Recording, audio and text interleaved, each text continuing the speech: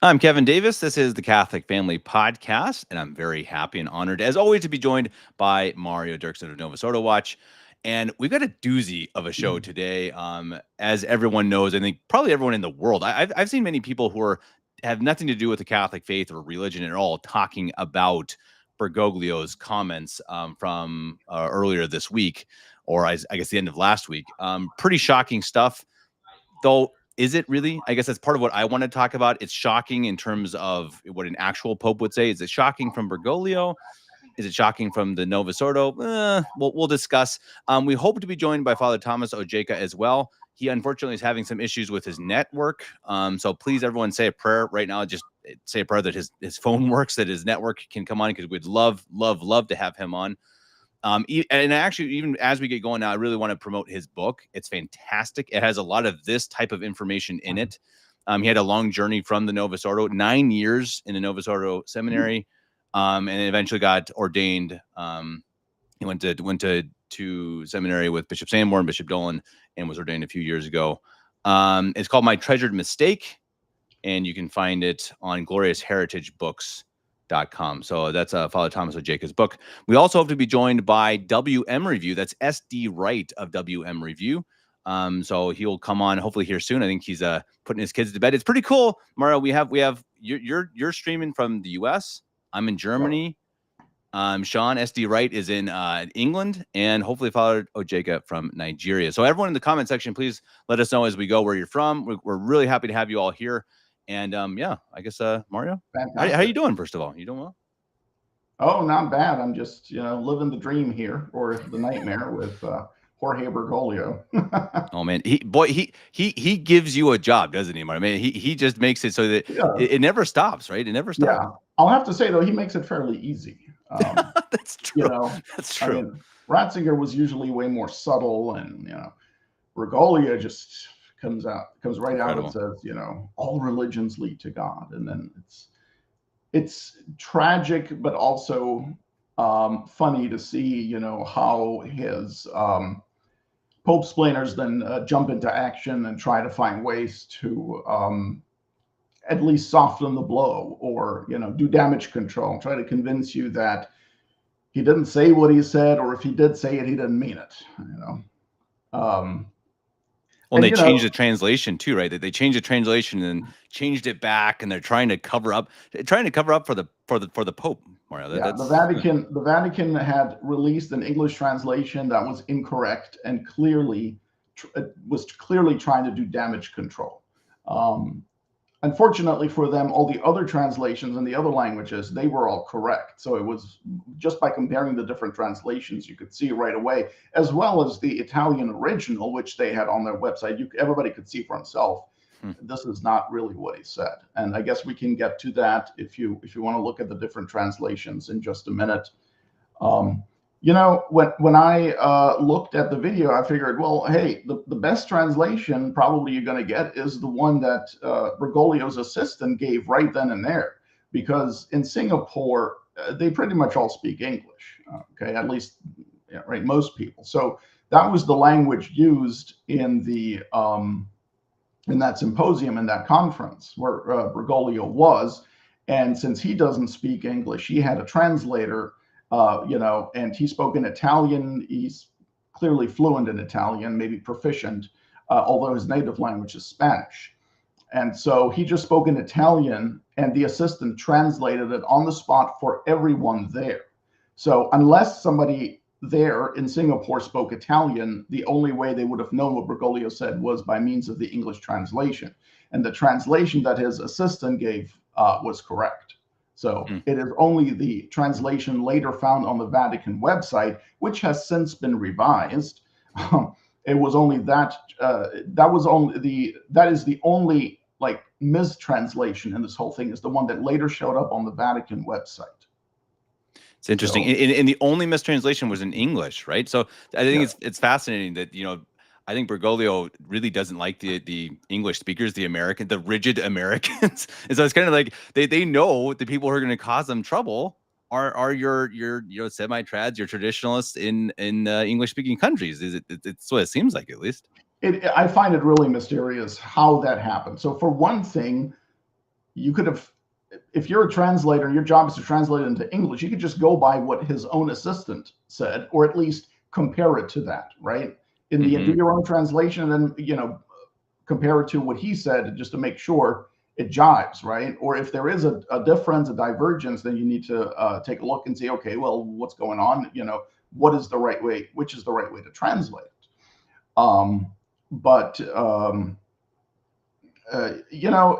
So like I said, I don't understand what people, whoever translated this at first on the Vatican website, like, what was that person thinking? Because it's 2024, we live in an age of the internet. You can very quickly and very easily find out it's a mistranslation.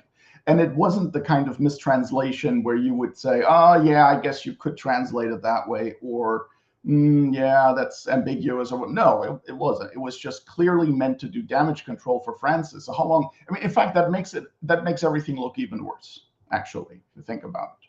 Yeah, right. Because you're trying to cover up for the Pope, right? I mean, it is truly bizarre. And in such a way that everyone within 24 hours, everyone is going to know it's a false translation. Right.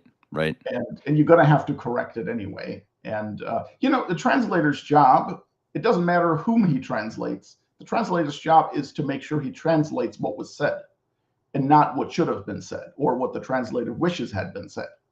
Right. So absolutely. The translator is not responsible for what was said. His job is just to communicate it accurately in the language he's translating into. So, absolutely. No, and first of all, hi to Matt, hi to Mary Beth. It's good to see you guys on here. Good to see everyone in the comment section.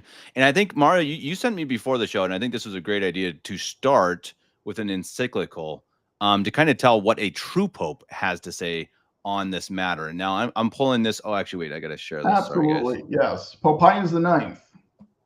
Let me share this on my screen. Yeah, exactly. So this is Pope Pius IX, Qui Pluribus. November 9th, 1846, I believe. It's at the very top. Let's see. Well, yep, 1846. Mario with the memory. Who would have thought? So that was, well, I mean, I just saw it in the show prep here. Oh, fair enough. Yeah, so this is, so that was his first year of being Pope, of this very long pontificate. Interesting. Okay. Well, and he comes out, and this is the language that I think Catholics would have become used to and expected in terms of, I guess, false ecumenism. So I guess I'll read it. We're looking here at anyone looking on the screen, number 15 here. 15, So this is quoting again from Pope Pius IX. Also perverse is the shocking theory that it makes no difference to which religion one belongs, a theory which is greatly at variance even with reason.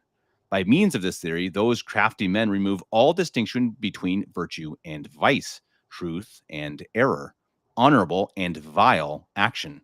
They pretend that men can gain eternal salvation by the practice of any religion, as if there could ever be any sharing between justice and iniquity, any collaboration between light and darkness, or any agreement between Christ and Belial. Yep. Bam. Right? Bam. Wow. Yeah. Not messing around. Yeah, that's no. Wow. It lays it all out right there. And perhaps the most important part of what you just read is where the Pope says that it is a doctrine at variance even with reason. In other words, you don't need to be a Catholic. You don't even need to have the Catholic faith in order to understand that idea that all religions equally lead to salvation is false. That's very significant, although, of course, that is very, very, very clear in divine revelation, right? And I mean, we can look at that.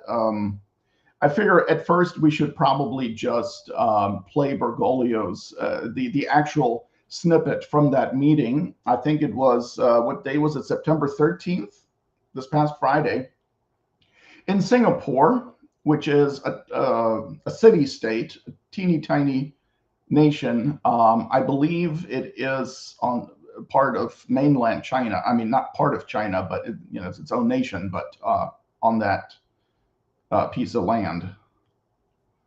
And so there was an interreligious meeting scheduled. That was, in fact, the last item on Bergoglio's agenda for his trip before the farewell ceremony at the airport in Singapore. So wait, real quick. Sorry, is it interreligious meeting, or it was something for young adults or children or something, right? Yeah, Or no? in fact, let me go back to the actual official schedule here. If I can. Everyone should also check out, obviously, novusordowatch.org. Mario's got an article up. Probably what did you get that up, Mario? A couple of 20 minutes after it happened. but no, go check that out. Obviously, Novus Ordo Watch. Oh no, it was Friday afternoon. I think it was like late afternoon or something. Yeah, but I mean that same day. But it took a while to put together and also look at first reactions and so on. Okay, so let me just see where did my link go? Here it is.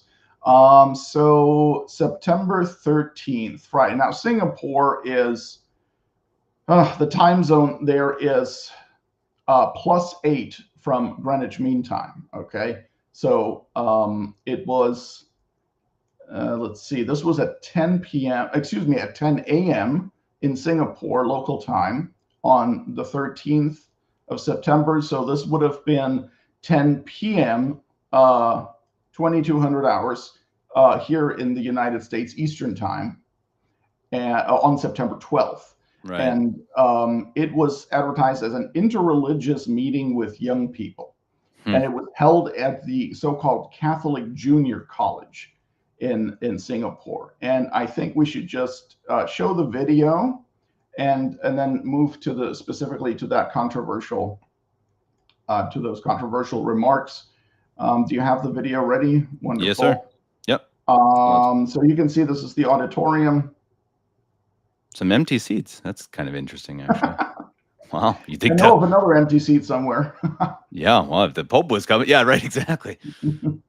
All right, then let's go ahead and play it. This is, I think it's about 3 minutes, I believe, that we are going to. Okay, yeah. And so we want to show this at length because we want to show the context. And at first, what happens is so that Francis speaks a sentence or two in Italian, and then he pauses and lets the translator catch up.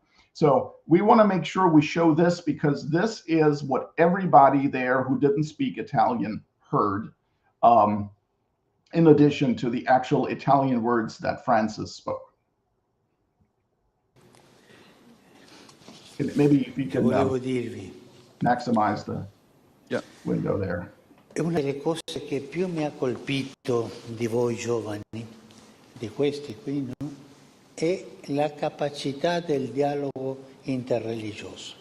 One of the things that struck me about all of you here is your ability to engage in interreligious dialogue. E questo è molto importante. And this is very important. Perché se voi incominciate a litigare, la mia religione è più importante della tua, la mia è la vera, la tua non è vera, dove ci porta questo? Because if we start to fight amongst ourselves and saying, my religion is more important than yours, my religion is true, yours is not, where will that lead us? Dove? Where will it lead us? Qualcuno risponda, dove? Someone respond. Where would it lead us? Forte. D'istruzione. E cosa così? E ci vuole litigare. Yes, it's okay to discuss and to... Tutte le religioni sono un cammino per arrivare a Dio. Because every religion is a way to arrive at God. Sono, dirò una comparazione, sono come diverse lingue, diversi idiomi per arrivare lì. Sort of a comparison, an example would be they're sort of like different languages in order to arrive at God. Ma Dio è Dio per tutti. But God is God for all. E come Dio è Dio per tutti, noi siamo tutti figli di Dio. And if God is God for all, then we're all sons and daughters of God. Ma il mio Dio è più importante del tuo. But my God is more important than your God. È vero quello? Is that true? C'è un solo Dio lì. E noi sono idiomi, cammino, lingue per arrivare a Dio. There's only one God, and each of us is a language, so to speak, in order to arrive at God. Qualcuno è Sikh, qualcuno musulmano, qualcuno Sikh, Muslim, Hindi, qualcuno cristiano. Indo, Sono Christian. diversi cammini. They're different paths. Understood?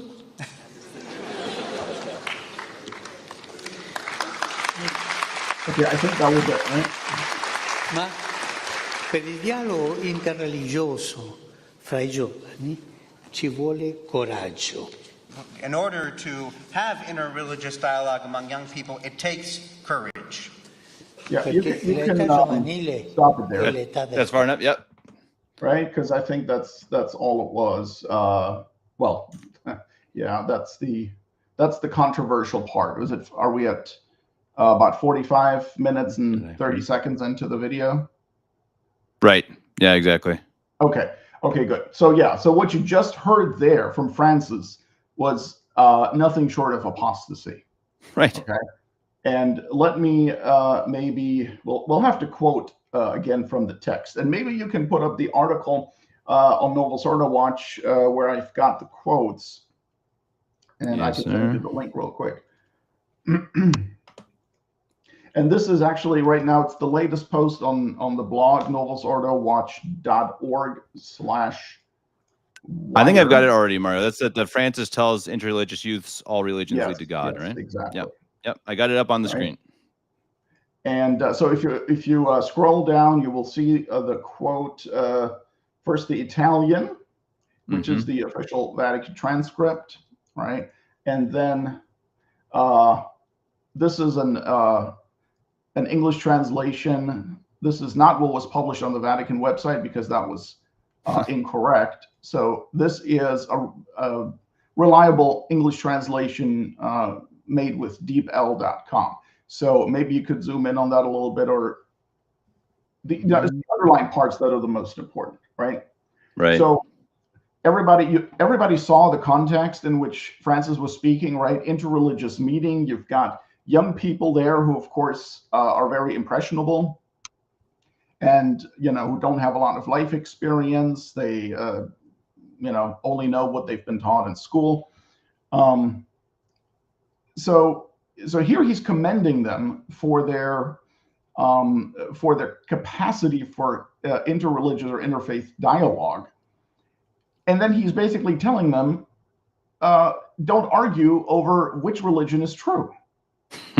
Okay, right? Because where does this lead? And somebody says destruction. Well, no. In general, a lucid exchange of ideas, a rational exchange of ideas, usually leads to, at least if the premises are true and everything, it leads to knowledge, right? That's usually why people discuss things. And when a Catholic discusses with a non-Catholic, and the Catholic knows his stuff and refutes the errors of the non-Catholic, what this results in is that the non-Catholic begins to understand how rational the Catholic faith is, how reasonable it is to be a Catholic, and how important and necessary it is to be a Catholic. So the result is actually that the non-Catholic will begin to understand the truth of the Catholic religion. That's what's supposed to happen. Now, for Francis, these discussions are futile because, well, for him, no religion really is true anyway. Because the only way you can say that all religions are the same, they're all paths to God, is if none of them are true. Okay, Right. Because all religions can only be equal if they're all equally false, right? Since they make contradictory claims, they make claims that are mutually exclusive, right? So if for example, the Muslim says God is one, but he is not three persons, okay? The Catholic faith says God is one and he is three persons. Well, those are contradictory statements. If the one is true, the other is false, and vice versa, right? So, and what I've never understood, I mean, I've never considered Bergoglio to be Catholic. I mean, certainly not the Pope. But what I don't understand is, like, okay, he is, if he's not that, then he's the head of something, some organization, whatever you want to call it. And shouldn't he be at least trying to market for his organization. I mean, I don't like, even just again, Yeah. like I think Pius IX said too, logically, just how does that make, it doesn't make sense. There's No. no reason behind it. It's like, okay, well, what's the point? Why are you Catholic? I mean, why are you the Pope? Why do you do what you do if everything's equal? Who Variance cares? with reason. Yeah. None of it is important. None of it is important. None of it makes any sense. Certainly, no martyr would ever give up his life for something that's essentially just a useless fight anyway. I mean, what an insult to the martyrs. For example, I mean, any martyr really, right? But think of, for example, of the North American martyrs, Saint Isaac Jogues, Saint John de Brebeuf, and their companions, what tortures they underwent, because not all religions arrive at God. Okay, because only one religion is true and all the others are false. Because only one religion can give salvation and the others only bring damnation. That's why they did what they did, out of love for Christ. But what Francis said here is totally jives with what he said, what he signed in Abu Dhabi, right? That's maybe we'll get to that later, I suppose, maybe not just yet, but that's basically where he said that God wills false religions and that whole controversy. And you can see, well, wait a minute, if that's true, if God actively, positively desires there to be a plethora of religions, well, then all religions are false. Then it's all nonsense. Then there is no truth. Then Christ wasn't God. Then there is no Christianity. There is no Catholicism. There's no papacy. There's nothing. And that's what that leads to. But then that is exactly the sort of doctrine that I think the Antichrist, whenever he comes, will be preaching, if not explicitly, at least implicitly. And so what we've seen from Francis is sort of, he's been preparing the way to that. Sometimes he'll go like 3 steps ahead and then move 2 steps back. Well, then, that still nets 1 step ahead, right? And so that is the problem. And then you have his apologists, and they'll point to the 2 steps that he went back and leave out of account or try to minimize or somehow downplay the 3 steps ahead. And you can't do that. So when Novus Ordo apologists now point to, but Francis has said that Jesus Christ is the only Savior and the only way to salvation. Oh, sure, he said it, but he said way more against that. And an important thing to understand is that when Francis does say something along those lines, it is typically always when he's speaking to those people who already believe it. Okay? In other words, he's basically just telling people what they expect to hear, what they've already heard before, what they already know, right? And so if he's speaking, for example, to a bunch of charismatics who typically tend to be conservative, to my knowledge, right? Say mixed charismatics, right? Novus Ordo and Protestant, evangelical and whatnot. If you tell those charismatics that Christ is the only way, they're not going to have a problem with that, right? They already believe that. You're absolutely right, Mario. Real quick, hold that thought. I'm going to bring in SD Wright of WM Review. You're absolutely right. And it's great to have you here, Sean of WM Review. Sean's not coming on camera, but it's great to have you here. Do you hear us? Oh, is he gone? Oh, he's gone. Come back. Come back. Come back. He was here and then he was gone. We're also hoping, again, everyone, please in the chat, please say a prayer for Father Ojeka's network. He is, I think, the travels they do are incredible. And he's probably in the middle of Nigeria somewhere. So let's try to hopefully he is able to join us as well. Okay, now do you hear us? I do. Do you hear me? I hear you. How you doing? It's been a busy day, great. Huh? It's good to have you on. Yeah, it has been a pretty busy day. Welcome, Sean. Weekend, I suppose.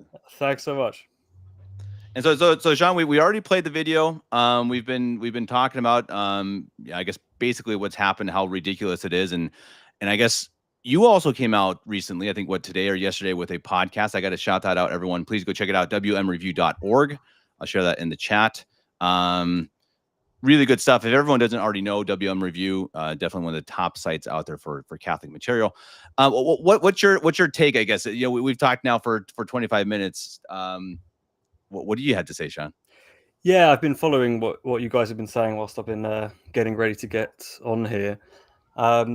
It's just so much you can say, right? It's just unlimited, really. The thing that really has stuck out for me has been that this is, some people will be saying, oh, it's what Vatican II said. Oh, it's been being said for the last 60 years or whatever. But I think this is different in the sense that it's just totally brazen. For the last however many years, people have been saying, oh, that's not really what Vatican II meant. It didn't, when it said means of salvation, blah, blah, blah, it didn't really mean all religions are a path to God. But now we've got the man saying it. It's there. He's literally saying it. And so they're already scrambling and saying, oh, well, all religions are a path to God. Doesn't really mean all religions are a path to God. It means something else. And then, a few years' time, they're going to just say, well, yeah, all religions are a path to God. And it's just the slumping towards apostasy. And it's something that I thought when I first saw it. I mean, I just connected back to even Vatican II. Obviously Vatican II it was much more ambiguous. As you said, it's so in your face now. It's kind of shocking, but it's been leading to this for what are we now? 60 years, right? At least that's what it seems like. I mean, these are in the documents ambiguously, but it's leading there. I mean, you look at Assisi with JP2. You look at Abu Dhabi. Mario mentioned that earlier. I mean, this is shocking how bold it is, but it's also not. It's not really new, right? Yeah, I'm not sure that necessarily I'd agree that it was ambiguous before, but I think it had some level of plausible deniability. But now we're just left with implausible deniability, and it's just amusing to see. No, absolutely, Mario. We interrupted your thought. Why don't you want to continue, and we'll let John. No problem. No, that's okay. Well, I wanted to see if maybe we could look some more at that quote. So what we played of Francis. So he was, discouraging them from basically fighting about whose religion is true, even though he did say in that same clip, discuss, yes. Well, okay. Well, which is it? What does that mean now? Okay, I guess they can discuss, but ultimately none of it is really ultimately all that important because, and there he said in the quote, all religions are a path to God. Like, yeah, I guess you can discuss them, but just don't think that one is better than another. Or, you might think yours is better than another. And maybe Francis would even give them the right to think that, but always just as a personal preference, right? And instead, what he's preaching is, you can see it right there. God is God for everyone. And because God is God for everyone, we are all God's children.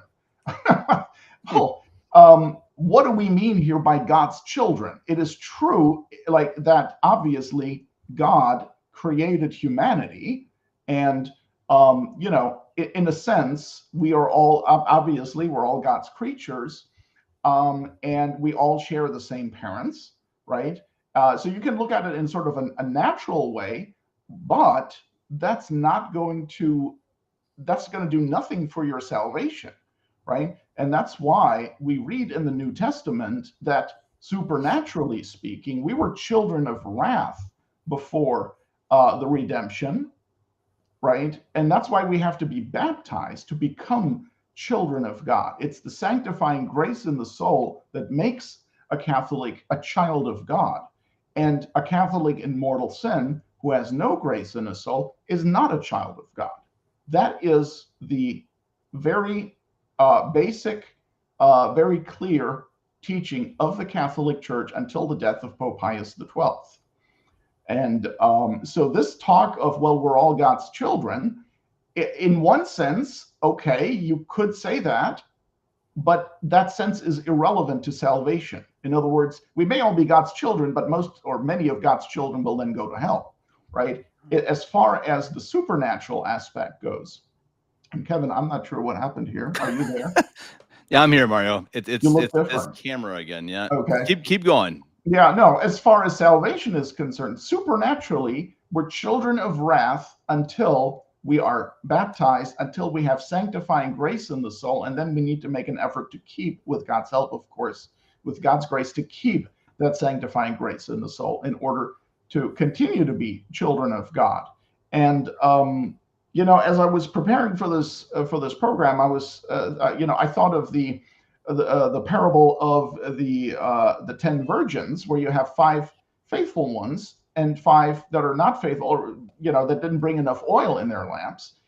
And guess what? The 5 that didn't bring enough oil, they were delayed, and they were excluded from the marriage feast, right? And so the teaching wasn't, oh well, they're all children of God, or well, they're they followed the right path. Okay, you know what, they did, but they got there too late.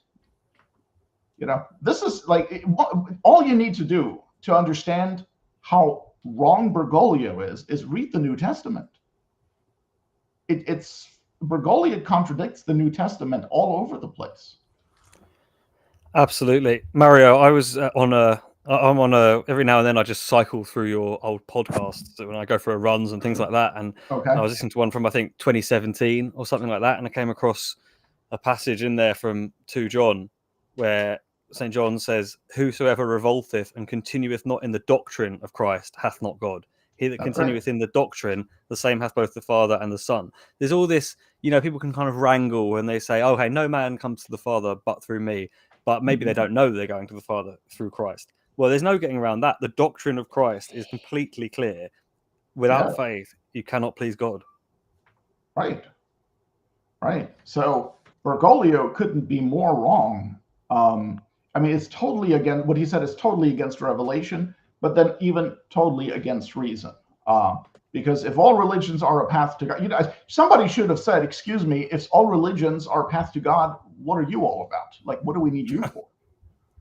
Right, but that was my point about the marketing, right? It's like, what are you doing? I mean, it seems like there must be some agenda, and it's some, I don't know if it's a new world religion agenda. That's kind of my thought, but he's certainly not doing a good job as the head marketer of the Novus Ordo faith. No, but I also don't think he really means to be. Like I don't think you can really understand what is going on without positing that this is diabolical, right? And that the true goal is to lead souls to hell and to destroy Catholicism in every way possible in souls, right? That's what they're aiming for. No, absolutely. No, I think you're definitely right. But that's kind of the scary part of it, right? That it isn't just a truly, idiotic person who's just saying nonsense. It is someone who's clearly, evil. But again, I mean, it's got to go back to Vatican II, right? And I think that was kind of the point. Again, we want to have Father Jacob. What is going on with my camera? I'm gonna sue Sony. I'm bringing them to court. I don't understand what's going on. If you carry on like that. Oh my goodness! I'm sorry, guys. It's a Sony camera. Okay, good. Now we know. Man. It's only when I'm on with Mario. I don't understand, Mario. There is something that you do to my camera. Okay, I use Logitech. Okay, and it's just a simple webcam. I don't know what you're I don't understand, but I never have this problem except for on shows with Mario. Okay, not never. I suppose you've already talked about Mortalium Animos, have you? No. I mean, that is just beautiful at the end of that passage there, when he describes everything that's basically just been affirmed in that video you've already seen. And then he says at the end of that particular section, "One who supports those who holds these theories and attempts to realize them is altogether abandoning the divinely revealed religion." So not even just those who do them, those who propose them, even those who support them are abandoning the divinely revealed religion. I mean, the only way any of this could make any sense is if you think that that basically there is no divinely revealed religion. There's just various forms of natural religion which are reaching up towards God and trying to reach them. And if there was no divinely revealed religion, maybe something like that might be the case that God might have set up for his order of providence, but it isn't. And to even posit, I always feel ill even just sort of saying that, because it's just so false, right? There is a divinely revealed religion, and this is a denial of it. Right. And also, what was I going to say?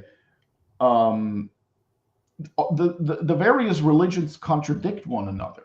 So they are making truth claims, at least most of them, right? I mean, Islam claims to be the true religion. Mormonism claims to be the true religion. I have no idea anymore what Anglicanism claims, but you get the point. Let's not talk about them. Right? So they can't all be from God. So it would only mean that no religion is from God. It's all a bunch of hooey, Absolutely. right? And we're all going to heaven at the end of the day. And that's more or less what Francis wants you to believe. I'm going to phrase it that way. I don't think you can really understand the man I don't think you can make sense of everything he said and done without positing that he's a deceiver. Okay. That is the only way I think that you can rationally explain everything that we've seen from him, at least since 2013, when he first began to claim to be the Pope of the Catholic Church. And notice too, that there was nobody, I guess, batted an eye when he said that, right? Yeah, that was really surprising. And the translators just sort of grinning away. I was just thinking, imagine being that guy to have to translate that. And yes. And then, of course, it reminds me of when Francis was in Morocco. I think it was 2019. And there was also an interreligious meeting with young people. And so he's talking to them about differences that we all have, cultural differences, language differences, and so on. And then he says, and also religious differences. And then he says, our differences are necessary. And again, nobody bats an eye. Like, well, wait a minute. There are some differences that may be necessary by positive divine decree. Like, there's male and female. Those differences are necessary because that's how God made it. But religious differences aren't necessary. They're an unfortunate product of original sin, of course, and diabolical intervention. It's certainly not necessary that there be more than one religion. But when you look at all his interreligious statements together, you can pretty much figure out that he doesn't believe there is. Well, first of all, I don't think he believes in eternal salvation as a concept. I think it's something he has to mention occasionally, just to because he's playing Pope. But I don't think there's an actual, that he really believes that there is an afterlife and our vocation is to be with God for all eternity, and those who do not die in the state of grace are going to hell. I don't think he believes that for a minute. And instead, when you look at his interreligious stuff, I'm not talking about the stuff that he says to people who are Catholic or who mean to be Catholic, but rather the interreligious stuff. It's always a message of, let's not sweat it. The important thing is we work together to save the planet and the climate and whatever, reduce unemployment. And the religious stuff, well, that's a matter for opinion, for discussion. We all have our traditions, and we can talk about it, but at the end of the day, it doesn't really matter, right? And I mean, that attitude has been around for a long time, but it was only recently in Abu Dhabi, I think it was the first manifestation where he came right out and said that God wills it that way, that we have different religions.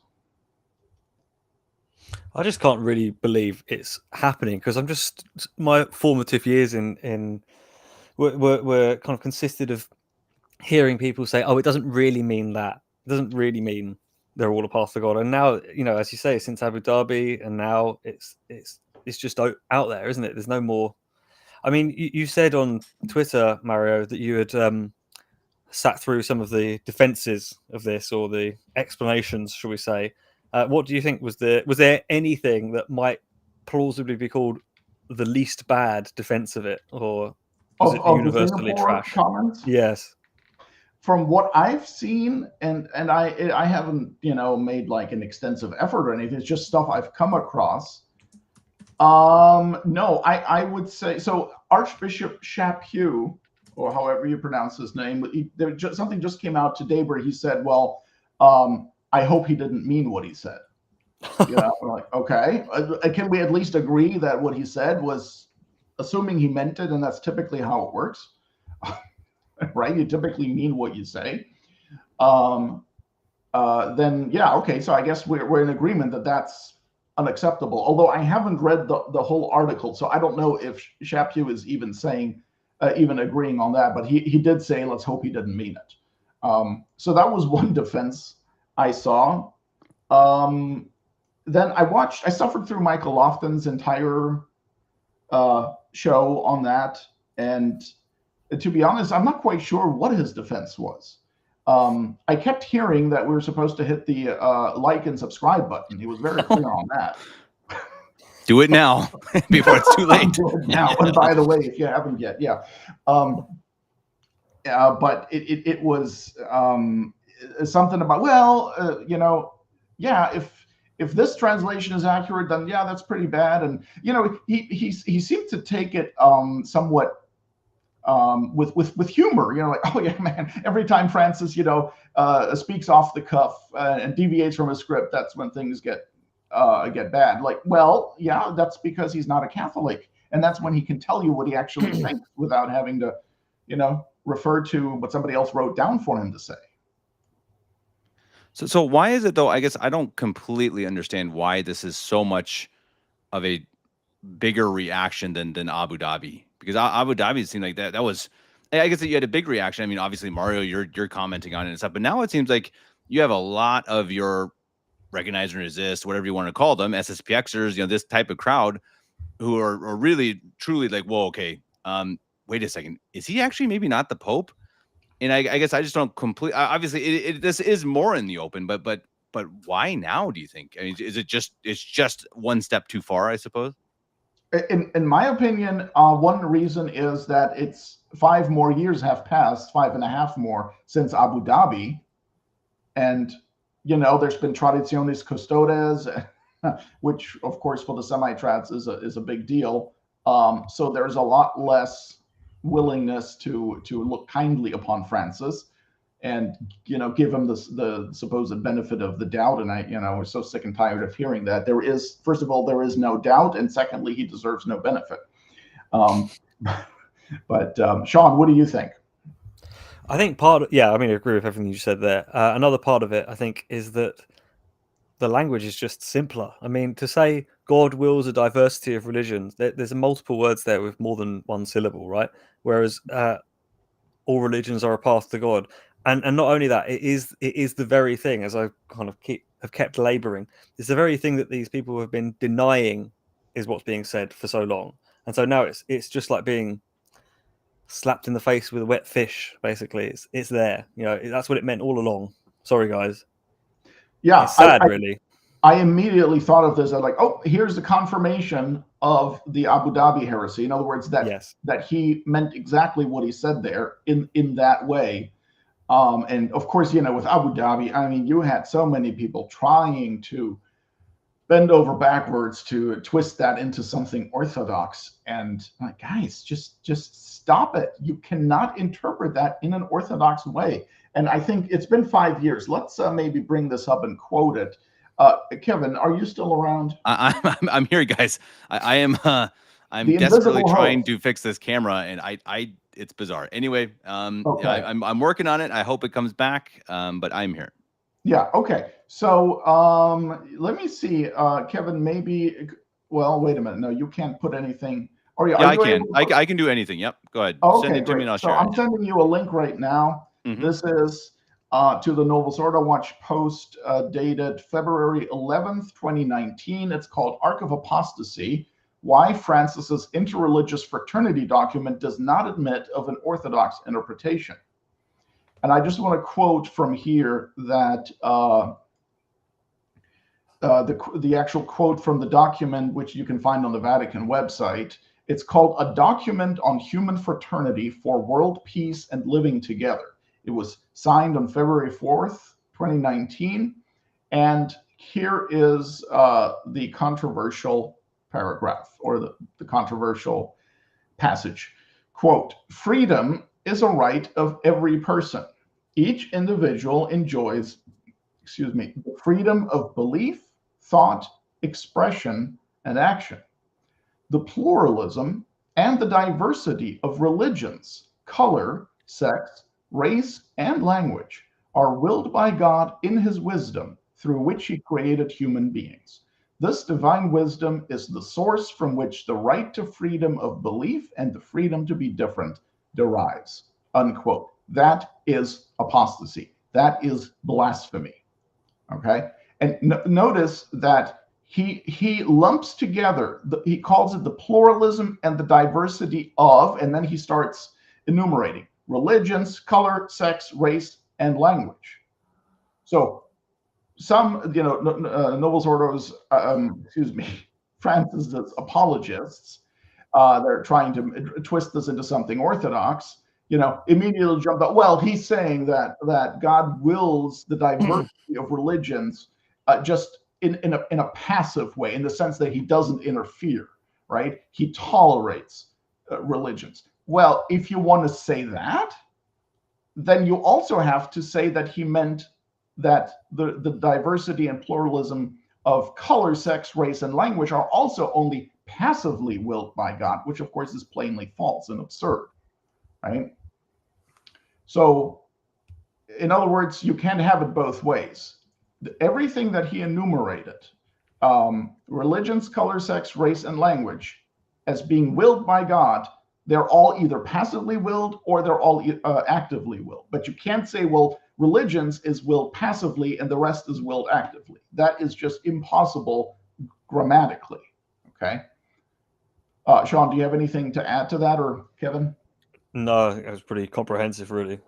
Okay, so so in other words, there was no way you were going to get Bergoglio off the hook by saying religions are willed passively, but color, sex, race, language, that's all willed actively. No, you cannot do that. It's all part of the same thought. And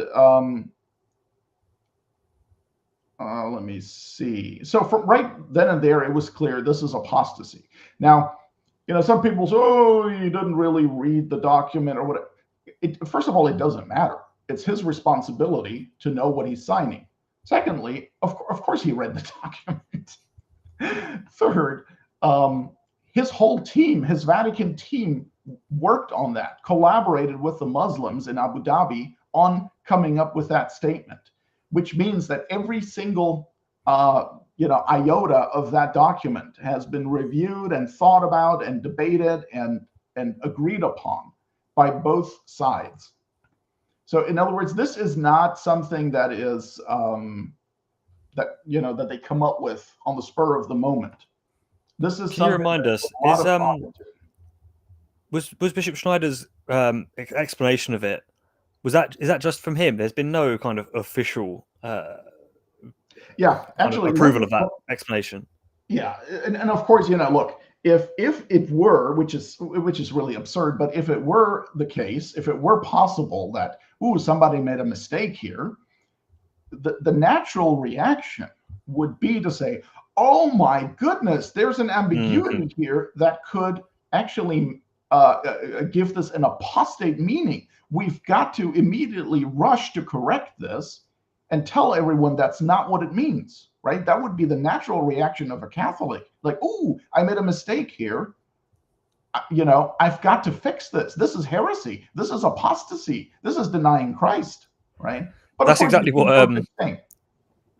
Pius VI says, isn't it? In Auctorum Fidei, he says, if anyone's sound in doctrine, as they want to appear to be, then when somebody says, you've said something that looks pretty fishy over here, and we're going to explain why it's fishy, you'll be happy. You'll be happy that the possible error in what you said stands condemned. Oh, yes. Right. And that's one way that they're not sincere, these people, like Bergoglio, especially not Bergoglio.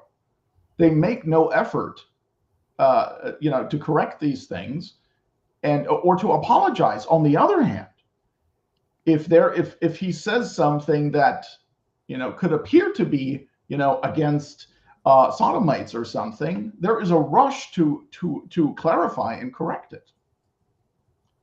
And so, let me see, what was I going to bring up? Oh yeah, so you brought up Bishop Schneider, Sean.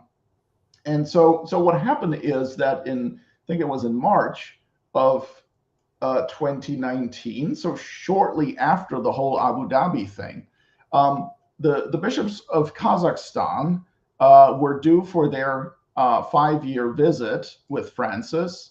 All bishops in the world have to, or all dioceses have to send the bishop or representative or whatever to the Vatican once every 5 years and basically brief. The idea is to brief the Pope on the state of the diocese and stuff. This is called the ad limina visit. And so it was their turn. So the auxiliary of Maria Santissima in Astana of that diocese, Athanasius Schneider, was part of the delegation. And so, he used the opportunity to ask Francis, or to tell Francis about this issue there in the text, and how it gives the impression that God has positively willed other religions. And I'm going from memory now. I have, in fact, maybe you want to, Kevin, I'm going to send you the link in case you're sure. I'm here. Interested. We can put this all in the show notes. Yeah. And so Francis, in response, of course, told Bishop Schneider that, this could be interpreted in that way, and that would mean that God wills religions positively. And of course, that's not what he means, And then he basically told Schneider that he can tell everyone that the correct meaning is that God wills these false religions only permissively. He only tolerates these false religions.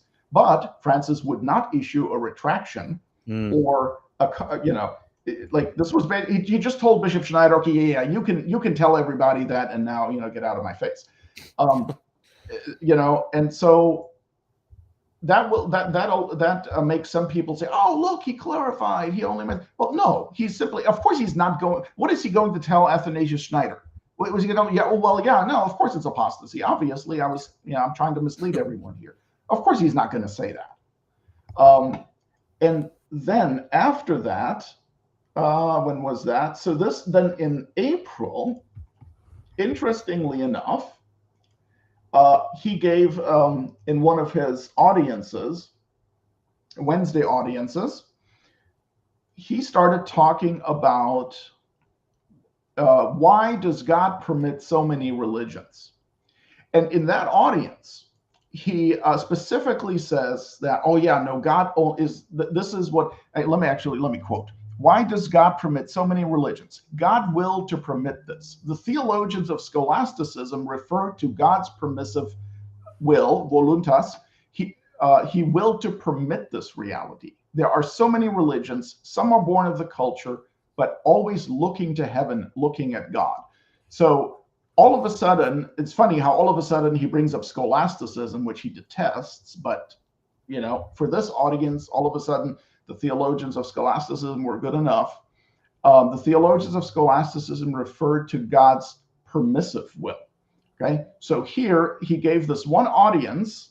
I don't believe he brought up Abu Dhabi at all, but it was interesting that he said that in this audience and then still did nothing to correct the Abu Dhabi statement. And so when you then compare this to what he said later the same year in Morocco, that religious differences are necessary, once again, you simply have a deceiver here. He wants to inculcate in everybody who's not Catholic that all religions are ultimately the same, that it doesn't matter what religion you are, and that God even wills a diversity of religions.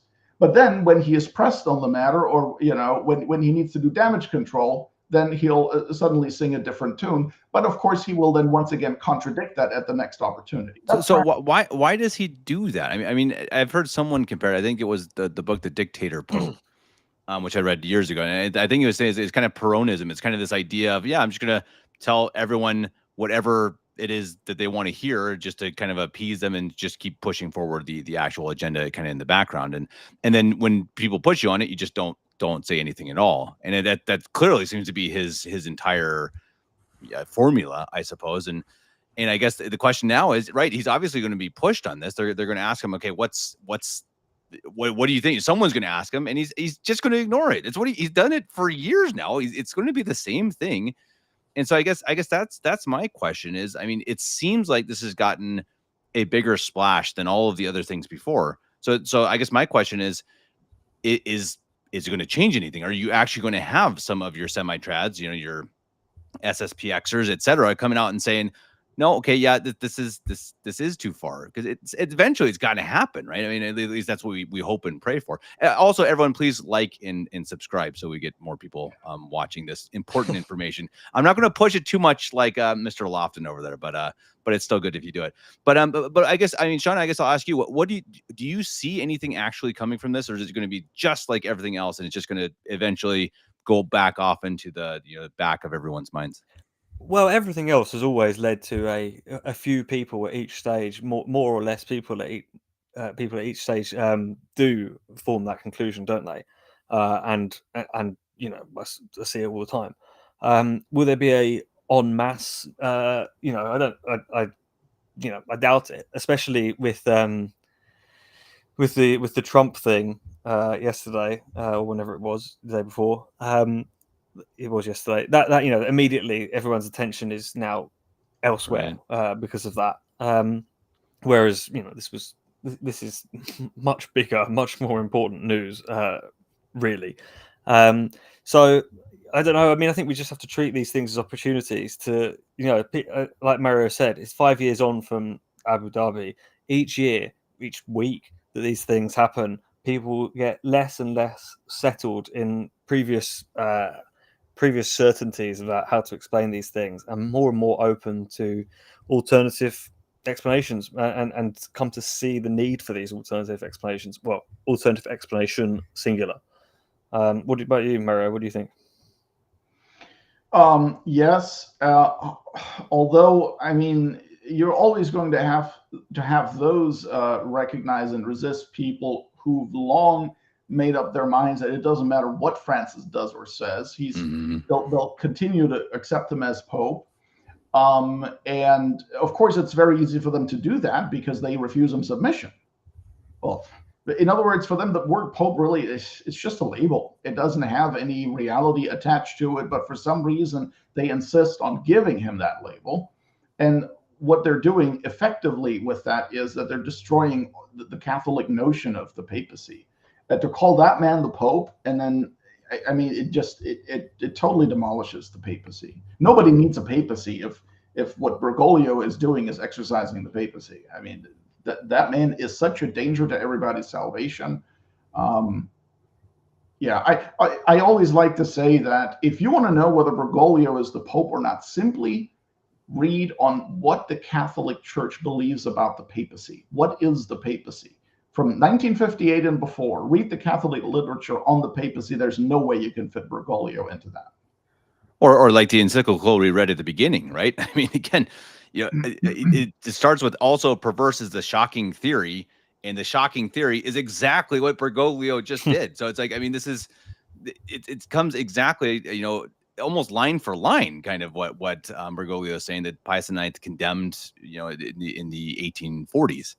And I guess that's it, but it's interesting again that I think Sean said it really well, that this is an opportunity to bring some clarification. And someone mentioned in the comments that Louis Verrecchio is going to be speaking at the Fatima conference. I think that's a great point. And I'm a big fan of Louis. I would love to have him on the podcast again too. And I hope to actually live stream his talk. We'll have to see if that works out from the Fatima conference. But he's great because I've talked to him a little bit, and at least what I understand of his story, he was a Vatican II expert. Like, he was going around as an expert promoting Vatican II. And he said eventually, he's like, I got so deep into it that I saw, okay, this is bad. This is not Catholic. And I think that's pretty interesting. Yes. And and where Vatican II is ambiguous, all you need to look at is the post-conciliar magisterium. In what way did they interpret the ambiguous statement? That's all you need to know. That is your, if you think that that's the Catholic Church and the Catholic magisterium, that's what you have to go by. It doesn't matter if you figured out some kind of an argument how you can read that particular passage of Vatican II in an Orthodox sense. If that's not the sense given to it by the post-conciliar magisterium, then it doesn't matter. Well, it blows my mind too that with what Bergoglio has also said about proselytism, right? He said never. What did he say? I don't remember the exact quote, but something like Catholics should never proselytize, and it just blew my mind because it's like, okay, well, just imagine. I mean, someone who's trying to be Catholic, they think that he is in their minds the Pope, and the Pope says that, and you're going out and you meet a Buddhist friend or whatever, Muslim, and you're just starting to talk about religion, and you're sitting there thinking like, well, shoot. I mean, I guess I can't, say anything good about the Catholic faith or try to convince them because the Pope says I should. And it's so insane. I can't even fathom, and it's so sad for the people who try to be Catholic, want to be Catholic, and there's how could you possibly be Catholic in this farce? Yeah, it's actually, that's kind of what Patrick Coffin, who used to be the host of Catholic Answers Live with Catholic Answers, excuse me. That's what Patrick Coffin said, contributed a lot to his decision to exit, because when you're trying to sell a product, so to speak, by analogy, and then the boss comes and constantly poo-poos the product. Well, he's destroying everything, right? So that's it. I mean, the Francis defense machine, we often get accused of being Gnostics, right? You say that, oh yeah, the invisible church, blah, blah, blah. But really, it's a bit pathetic to say, no, you're the real Gnostics. But these guys are the ones who are saying, okay, in spite of everything you can see, there's actually this secret knowledge that everything's fine. Or if not everything's fine, everything kind of is orthodox and works out in the end. And you just think, well, that's great for you that you've managed to do exactly what Francis tells you not to do, actually, and make your little bubble of security where you think, okay, everything's okay, but you're ignoring the fact that there's countless people who are not Catholic who are hearing this and are taking the obvious inference from it and are not going to become Catholic because of it. And then there's all the people that you were both mentioning as well who are in that thing and think that this is the teaching of the Pope and think that they have to obey it and so on. And it's just a mess. And it's just grinds the gears to think that you guys have got your solution that you think is okay, and you just don't care about these people who are going to be lost or are on the way to being lost anyway. Yeah, no, exactly. No, it's what a mess. But I guess, I mean, we can all be thankful. As Mario said, his job is easier because he can report on things practically daily. And I think Bergoglio has been a great gift, right? I mean, I think he has, because he's made these things a lot clearer. And statements like this I think they're a godsend, right? I mean, I think we'd all agree that, I mean, this is fantastic. I mean, and I hope that it brings a lot of clarity to people. And I think eventually, right, the cognitive dissonance, it has to go. People of goodwill have to eventually say, okay, yeah, okay, fine, enough. And then you hope once they say, okay, Bergoglio is not the Pope, can't be the Pope, then hopefully they continue on down that path. Yeah, well, I guess now, the irony in it all is, if what Bergoglio says is true, that all religions lead to God, you might as well be a sedevacanist then. Right. That's rigid, Mario. Right? Bergoglio just gave the store away. So I would say to all of you people who were so worried about adhering to Bergoglio just in case he is the Pope and not going the dangerous route of sedevacantism, he just gave you the green light. It doesn't matter. Just, whatever, Hindu, Buddhist, Zoroastrian, sedevacantist, just whatever. It would have been great if he'd mentioned sedevacantism in that list, wouldn't it? Yes, not in that one, right? Someday. Yeah, it's insane. But you know what? Maybe we could go back to what Bergoglio's words in Singapore, because there's more to say about. First of all, there's more he said that was really problematic, right? We kind of left off where with him saying all religions are a path to God, and then he continued, right? And he says they are, I make a comparison, like different languages, different idioms to get there. Now, notice, by the way, he's not just saying, oh, they're all whatever paths to try to reach God, as if like, well, okay, this is, they're all like putting us on a journey. No, he's actually saying you get there, you arrive, right? But God is God for everyone. And, I see, now we already covered that part, right? And because God is God for everyone, we are all God's children. But my God is more important than yours. Is this true?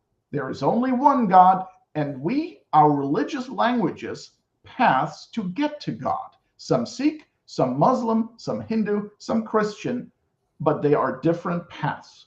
Understood? And I'm sorry, real quickly, I just have to comment. What about, like, Hindus have what, thousands of gods, hundreds of gods? I mean, it doesn't make sense. I mean, it's not just heretical apostasy. It's stupid. It's absolute nonsense. I can't understand how anyone could, as you said, how is the guy who's translating this not like, should I really say that? He didn't even look embarrassed. No, he didn't. Yeah, well, I guess that's why you had that one Vatican translator said, I can't put that, in English, right? But yeah, Hinduism, I mean, it is a disgusting religion. Right. What they worship, it's not funny, okay? In fact, if you want to, Kevin, you can scroll down on that page that you just quoted from on Novus Ordo Watch. If you scroll down, you will see the picture of one of the Hindu gods, Ganesha. And that's just one of them. I don't know how many idols they have. Yikes. But Hinduism is really, really bad. Yeah, that's the same as a Catholic god. Yeah, for sure. Yeah, that's it's just yeah, and it gets very perverted. Like they worship genitalia, and I don't want to get into that any further. But I mean, also Satanism is a religion too, right? I'm sorry? Yeah. Satanism is a religion too. Thank you. Is that a path to God? There you go. The Aztec religion. Yeah. I wanted to say something about what Bergoglio says there with regard to, we all have different languages. What he's insinuating there, or maybe even saying outright, is that we're all saying the same thing. We're just using different languages to say it. And I think that's the error underlying this, right? It's all the same, and these are just different traditions, it's all ice cream, they're just different flavors. Well, it wasn't with that English translation, was it? Because it was a completely different text compared to the French, Spanish, Italian, Portuguese. Oh yes, with the incorrect English translation, yes. That's right, yeah. Kind of softened that, and although I'm not sure now. Yeah, it was like, religions are seen as paths trying to reach God. No, that's not what he said. He said all religions are paths to God, or are a path to God. I mean, we have the actual Italian here. In any case, everybody can look at it for himself, if so desired. Languages that try to express ways to approach God. That was the incorrect translation. Right? No, he said languages. Let's see, languages to get there. Okay, well, I'm not sure now. Sean, do you have the? Do you have? Yeah, I do have it to hand. Yeah, or sort of here, anyway. Right? Like different languages. They're like languages that try to express. That's what the incorrect translation said. Yeah. Yeah, that's the incorrect. I haven't got the updated one. The mop up, right? Someone trying to clean up after the Pope, guys. Cleaning up after the Pope. About that is that the first mistranslation shows that they knew it was a problem, and the second thing shows that they recognized that the first one was a mistranslation. So it's just, on all sides, it's own goals basically. Yeah, this actually is a very much, I think, one of the fundamental errors of Vatican II, this error was condemned in Humani Generis by Pope Pius XII.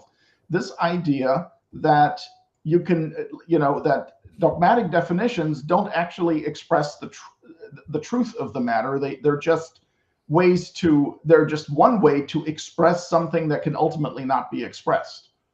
Let me see. So if Pius XII in Humani Generis, and this is paragraph 15, he refers to those who, quote, hold that the mysteries of faith are never expressed by truly adequate concepts, but only by approximate and ever-changeable notions, in which the truth is to some extent expressed, but is necessarily distorted.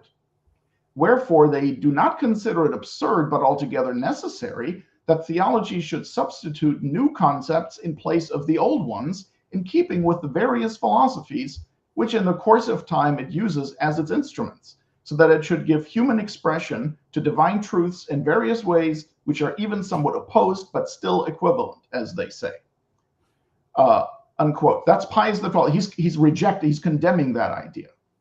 And that goes back to the Jesuit Henri Bouillard, who in 43 or thereabouts, or maybe it was 46, published an essay in which he first, expressed this idea that, well, there is the truth of the doctrine on the one hand, and then there's the way we talk about this truth or the way we express this truth on the other. And so he disconnected the two.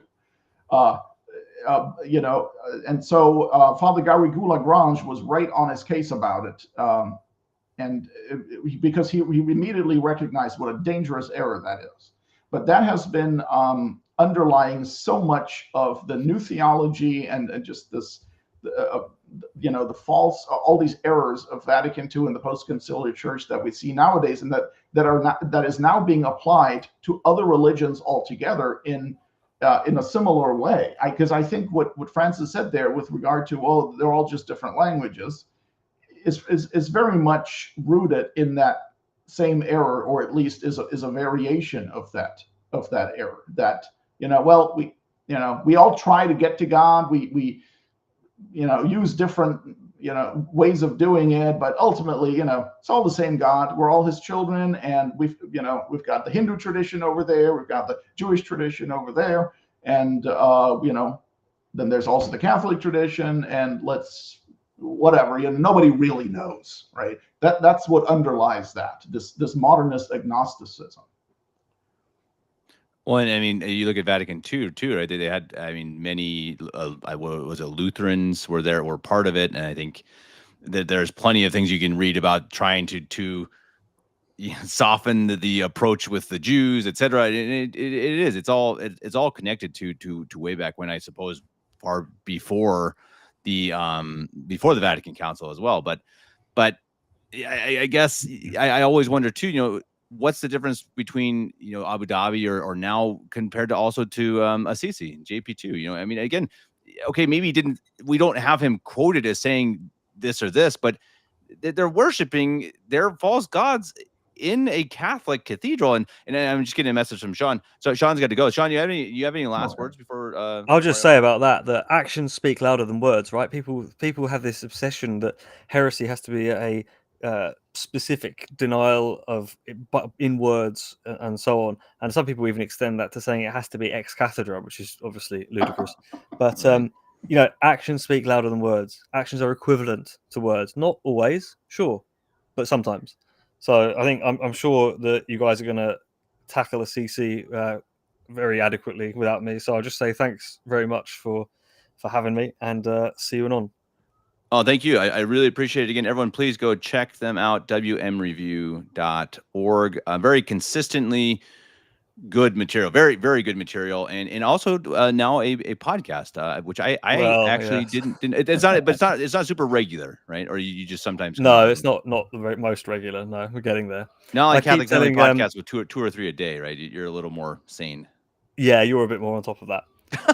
or just crazy. Yeah, no, that's it. No, but no, definitely everyone, please go check it out and support them as well. One of the very few bastions of good media trying to produce good Catholic media. So please support them in whatever way you can. Same of course with Mario at Novus Ordo Watch.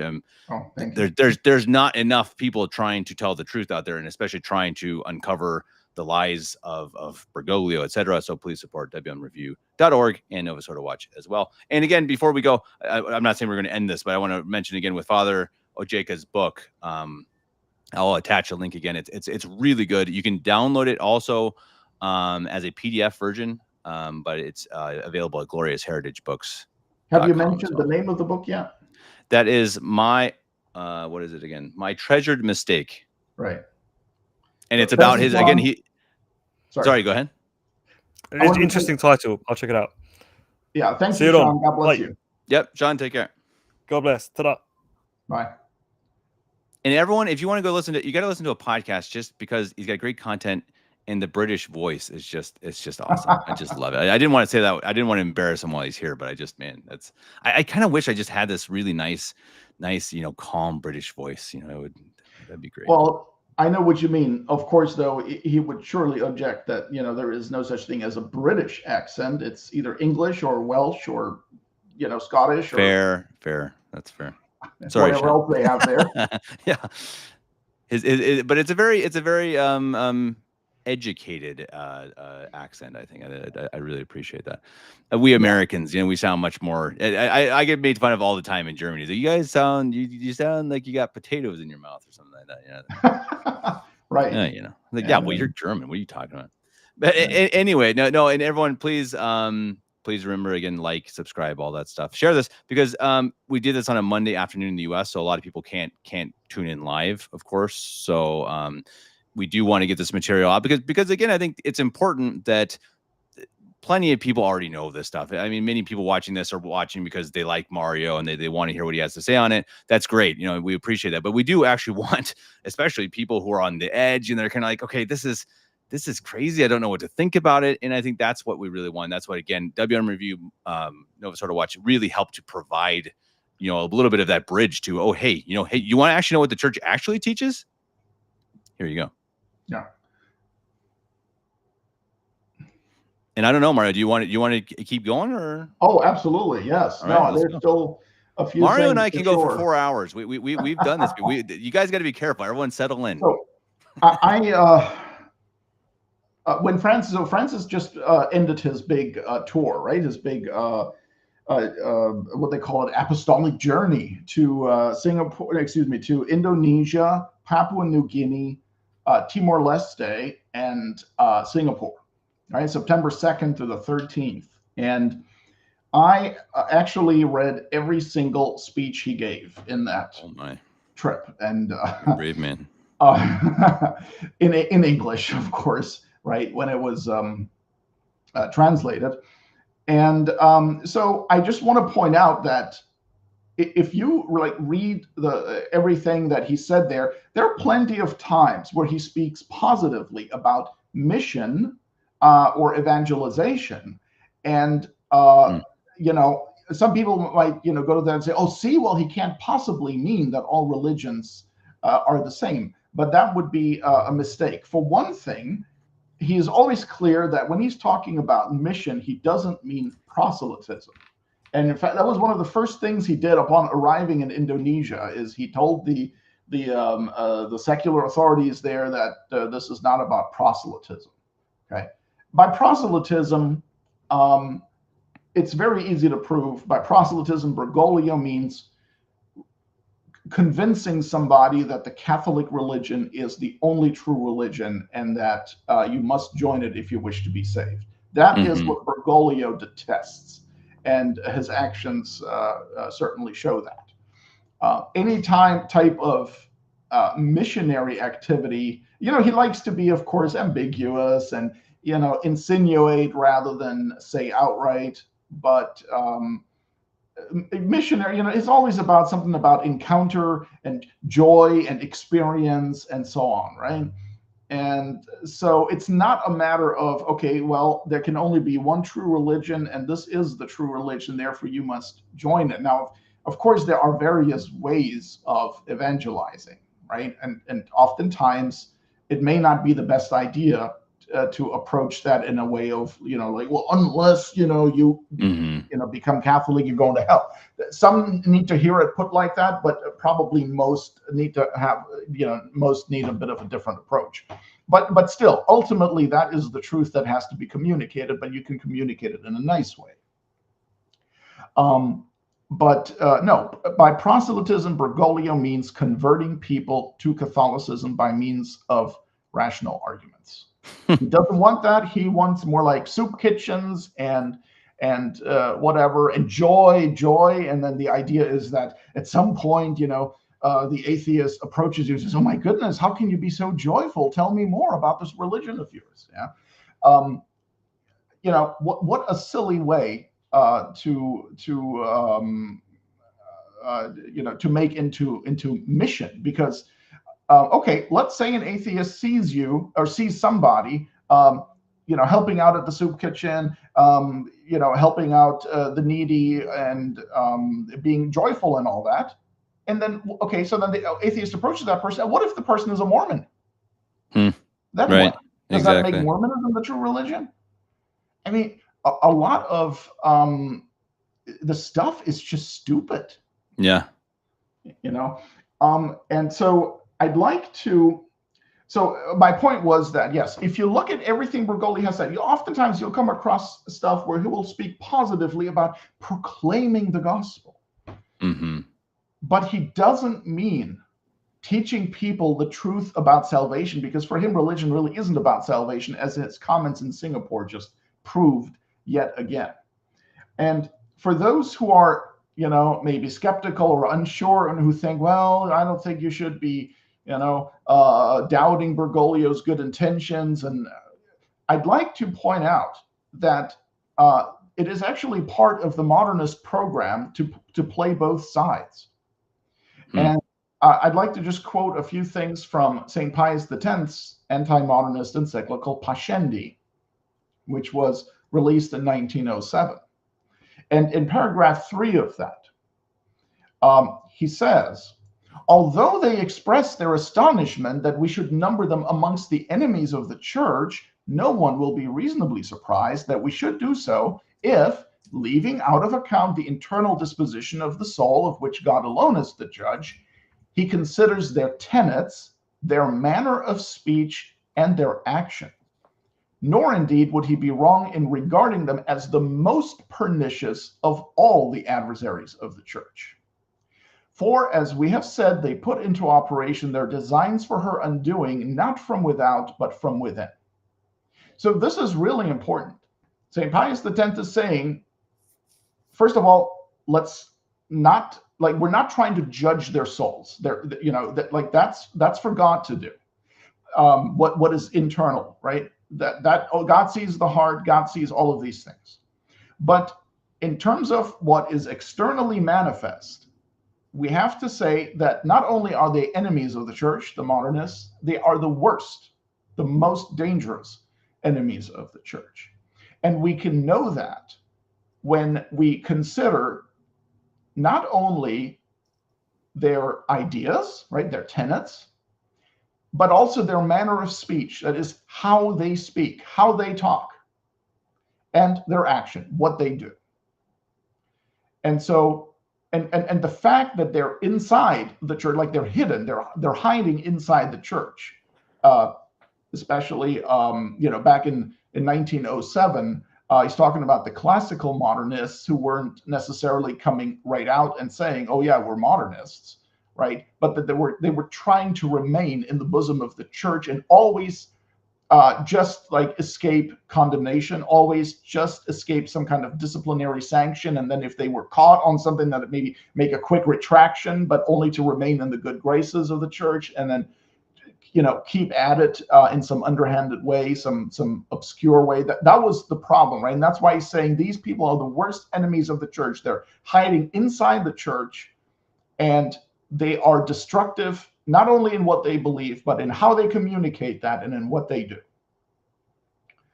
And in paragraph 18 of the same encyclical, St. Pius X addresses the external appearance of inconsistency on the part of the modernist. He says, this will appear more clearly to anybody who studies the conduct of modernists, which is in perfect harmony with their teachings. In their writings and addresses, they seem not unfrequently to advocate doctrines which are contrary one to the other, so that one would be disposed to regard their attitude as double and doubtful.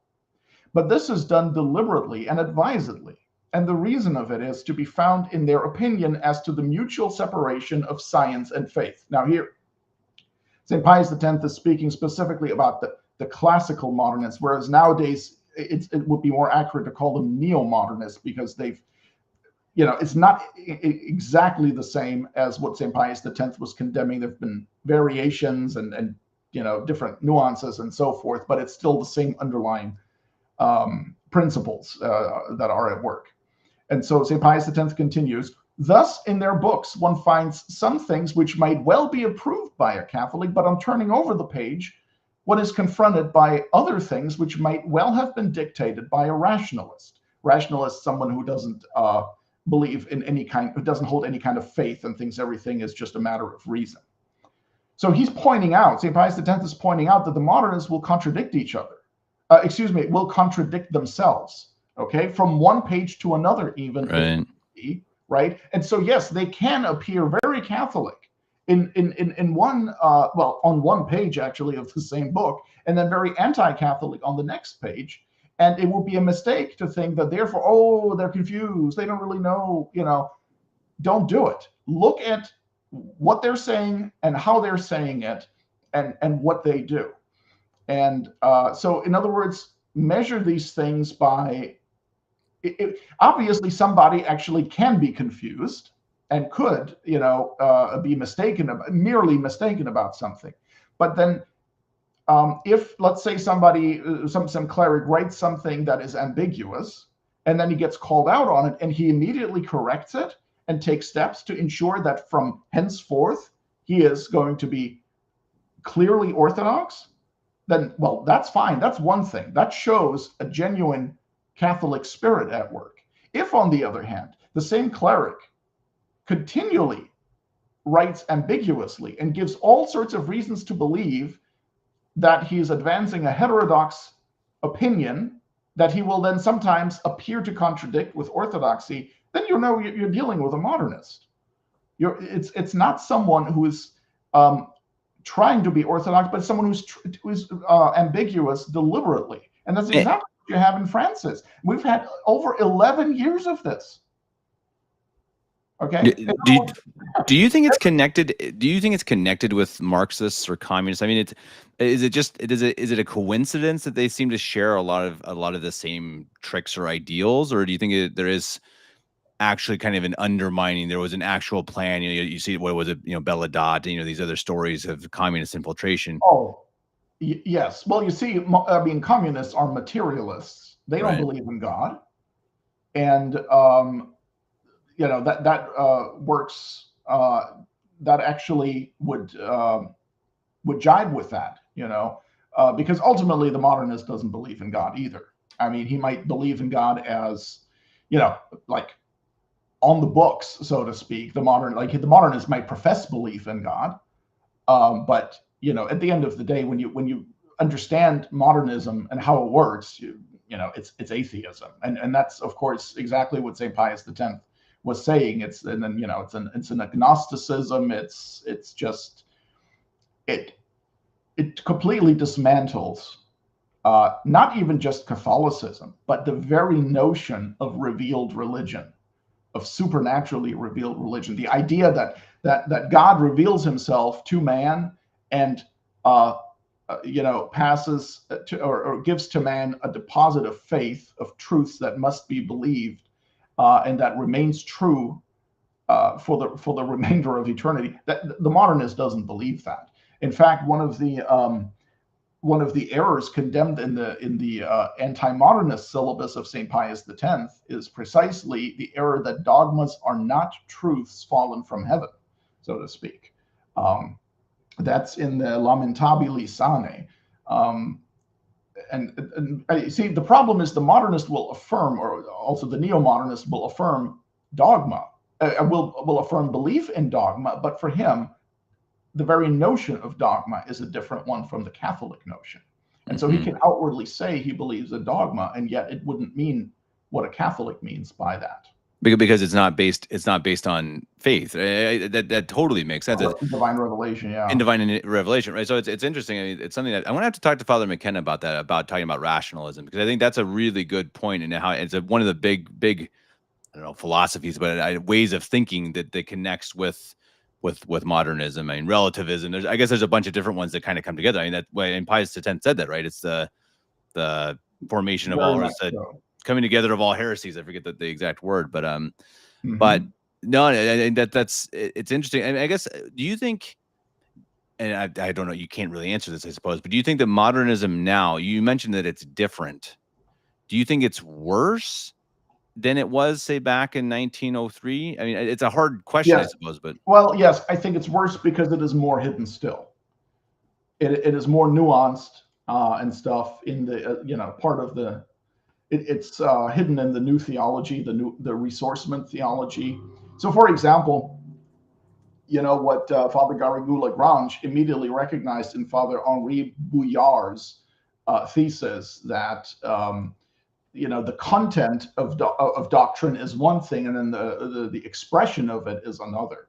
Once you separate that, you're ultimately looking at unknowable divine revelation, even though that was not Father Bouillard's position, that dogma or whatever, that truth is unknowable, but it leads to that, right? But yes, I would say that neo-modernism nowadays is more sinister still than modernism. Yeah, classical modernism was much more blunt. I would say that just they would hold that dogmas are just a symbol, for example, and you still have some classical modernists, but it's way more refined. In other words, I would say that the modernists learned to hide their errors better, to camouflage them better, and they remained in, they went underground, I guess. But the problem is that somebody can be a modernist internally and yet feign on the outside, feign Catholicism, right? And then this way he can remain in the Catholic seminaries and in the universities and so on. And then later, when the time is right, so to speak, come out. And I think that's what we saw with, especially at Vatican II. But also, that's why you had this crisis of the new theology, especially in the 1940s, when so many condemned ideas were being put forward under the pretext of returning to the sources of theology. But that's really a whole nother topic, but a very interesting one. I would like to, if I could, I want to draw attention to Pope Pius XII's encyclical Humani Generis again. That was published in 1950, and it was essentially the Pope's response to the new theology. It's not a very long encyclical, but it is so good. It is so powerful. It is a joy to read from beginning to end. And I remember trying to highlight the best passages, and in the end I stopped because I said, I'm highlighting everything. So Humani Generis was a fantastic refutation, or at least condemnation of the errors of a lot of the errors of the new theology, including existentialism and historicism, which is so bad, so still with us today, worse than ever before, and that in the end leads to things like what Bergoglio said. In the end, it is dogmatic relativism, and that's what Pius XII actually said in paragraph 16. In paragraph 16, quote: "It is evident from what we have already said that such tentatives not only lead to what they call dogmatic relativism, but that they actually contain it." Unquote. So what he had said about having the mysteries of faith on the one hand, and then on the other hand the expression and the concepts that communicate that truth of the faith, or that mystery of the faith. Once you say that once you separate those two, and you say that, well, the language or the expression of the content is never quite adequate, it's always it's conditioned by the times we live in, and it can change. Once you say that, you're going to have dogmatic relativism. In other words, what is dogma, is relative to the time in which you live. And so Pius XII was very much faced with a resurgence of modernism. And although, he did some things, especially in terms of speeches, addresses, and documents, encyclical letters, and so forth, he unfortunately didn't do nearly enough of what it would have taken to combat that. And I'd like to say this is very relevant to what we're talking about with Bergoglio in Singapore. In paragraph 27 of Humani Generis, Pius XII says, quote, "Some reduce to a meaningless formula the necessity of belonging to the true church in order to gain eternal salvation," unquote. He doesn't even do that. He doesn't even have a formula. Come on. To a meaningless formula. Right. It's if what Bergoglio says is true, that he should be the first one to move out, and just say, okay, let's just shut it all down, Right. But for him, most of what he cares about is not religious at all. It's just temporal problems, right? Social inequalities or social injustices, and social things that could be improved, and Mother Earth, right? Pachamama. Yeah, I mean, he's a pagan. He's a straight up pagan. I mean, I think you could have a better argument to say that he is a pagan witch doctor than to say that he's the Pope. And it sounds absurd, but I mean, when you actually look at it, it's like, come on, look at what he says. I mean, someone mentioned, I think somewhere in the comments, about what was it that he said in one of his, I think it was one of the encyclicals, to hug a tree. I forget it. So someone in the comments, let me know if you remember what it was. But it just it's absurd. It's absolute nonsense. Yeah, in the Apostolic Exhortation Corrida Amazonia, there is one paragraph in which he talks about entering into communion with the forest. That's it. Thank you, Mark. Yeah, that's what in an encyclical exhortation, but okay, yeah, okay, right. Yeah. I mean, it's insane. Yeah. Let me see. I collected a few quotes that I'd like to share from certainly from sacred scripture. Oh, and then I wanted to also just draw attention to Pius VI, Auctorem Fidei. I mean, hopefully nobody who's listening right now, or to this show, needs evidence that our Lord Jesus Christ taught that there is only one true religion, only one path to heaven. Okay, but just in case, I'd like to make people aware of a few important quotes from the New Testament. Okay, so John 4:24, God is a spirit, and they that adore him must adore him in spirit and in truth. In truth. Right? John 14:6, Jesus saith to him, I am the way and the truth and the life. No man cometh to the Father but by me. I mean, that's right there. Right? Our Lord said, I am the only way. This is it. And just to clarify again, Bergoglio says that you can come to God through a four-armed elephant, with tattoos. So just remember, compare language, this, guys. Right? Yeah. It's just a different language, Kevin. Right. Yeah. Same thing. Come on. Our Lord says in Matthew 21:43 and 44, therefore I say to you, he's talking to the Pharisees, I think, or to the Jews, that the kingdom of God shall be taken from you and shall be given to a nation yielding the fruits thereof. And whosoever shall fall on this stone, speaking of himself, shall be broken. But on whomsoever it shall fall, it shall grind him to powder. Then we have Acts 4:12, St. Peter in front of the Sanhedrin. Neither is there salvation in any other, for there is no other name under heaven given to men whereby we must be saved. Of course, he's speaking of our Lord. St. Paul in Galatians chapter 1, verses 8 and 9. But though we or an angel from heaven preach a gospel to you besides that which we have preached to you, let him be anathema. As we said before, so now I say again, if anyone preach to you a gospel besides that which you have received, let him be anathema. So he's actually saying it twice. And then 2 John 9, and this is what Sean was referencing earlier. And I'm using the Monsignor Ronald Knox translation here for this one because it's just so much easier. That's also an approved Catholic translation pre-Vatican II. The man who goes back, who is not true to Christ's teaching, loses hold of God. The man who is true to that teaching keeps hold both of the Father and of the Son.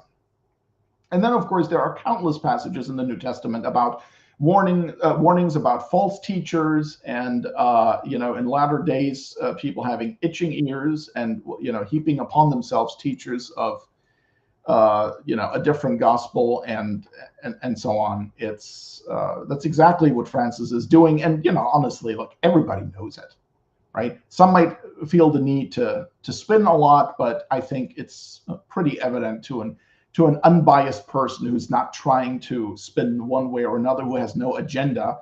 The man Francis is simply not a Catholic. But wasn't it Putin who said that? Well, I think it was Putin. It was a couple years ago. It was like, what do you say? Where was it? See, I can't remember. Mario, you always remember these quotes, but there was some world leader who was like, is he even a Christian or something like that? Do you remember what I'm saying? There was some quote from some world leader. I want to say it was Putin. Either way, and I've seen it in the last few days as well. I've seen non-Catholics. I've seen people, again, in the news world or whatever, coming out and saying, hey, this doesn't sound like he's even Christian.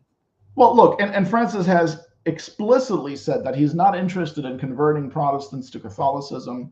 He said that multiple times. He's told Muslims to find their spiritual guidance in the Quran and to keep reading the Quran. He's told Buddhists to study whatever the life or the ideas of their master Buddha.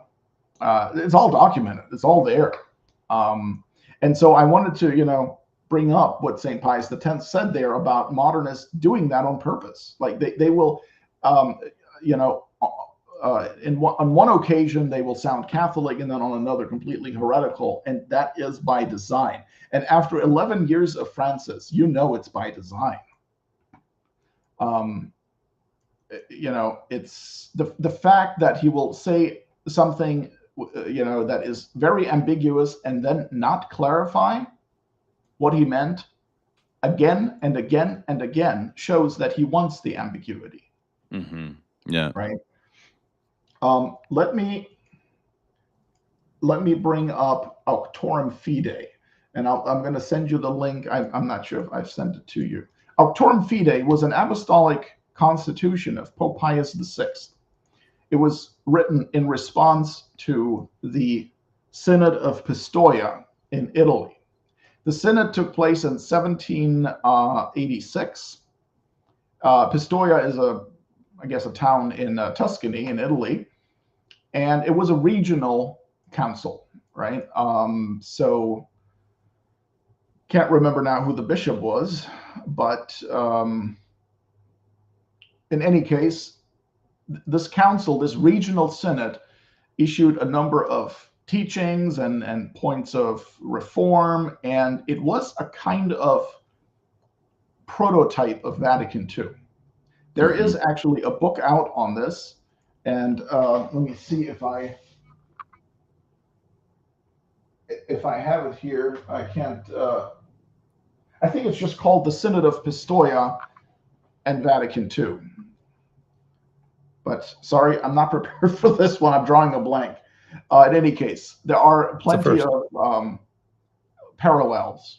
So that synod in Pistoia cranked out a number of errors that were later condemned by Pope Pius VI. Now, unfortunately, it took a while. There are at least 85 errors that were condemned by the Pope pertaining to that synod. And the errors are all listed in Denzinger. If you have a copy of Denzinger, the Sources of Catholic Dogma, in the old numbering, it begins at number 1501. I don't know what it is in the new numbering, but you can see the Auctorum Fidei was issued on August 28th, 1794. So that's roughly 8 years after the synod took place. And that document has a preamble, right? Before all the errors are listed that are condemned. The Pope just wrote a preamble, like a little introduction. And that introduction is available on Novus Ordo Watch. Some years ago, I had an expert in ecclesiastical Latin translate it because I could not find it translated anywhere in full.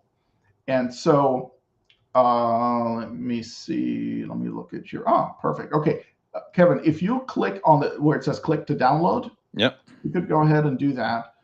It'll bring up the translation of that preamble. Mm-hmm. It's not long, and it is phenomenal.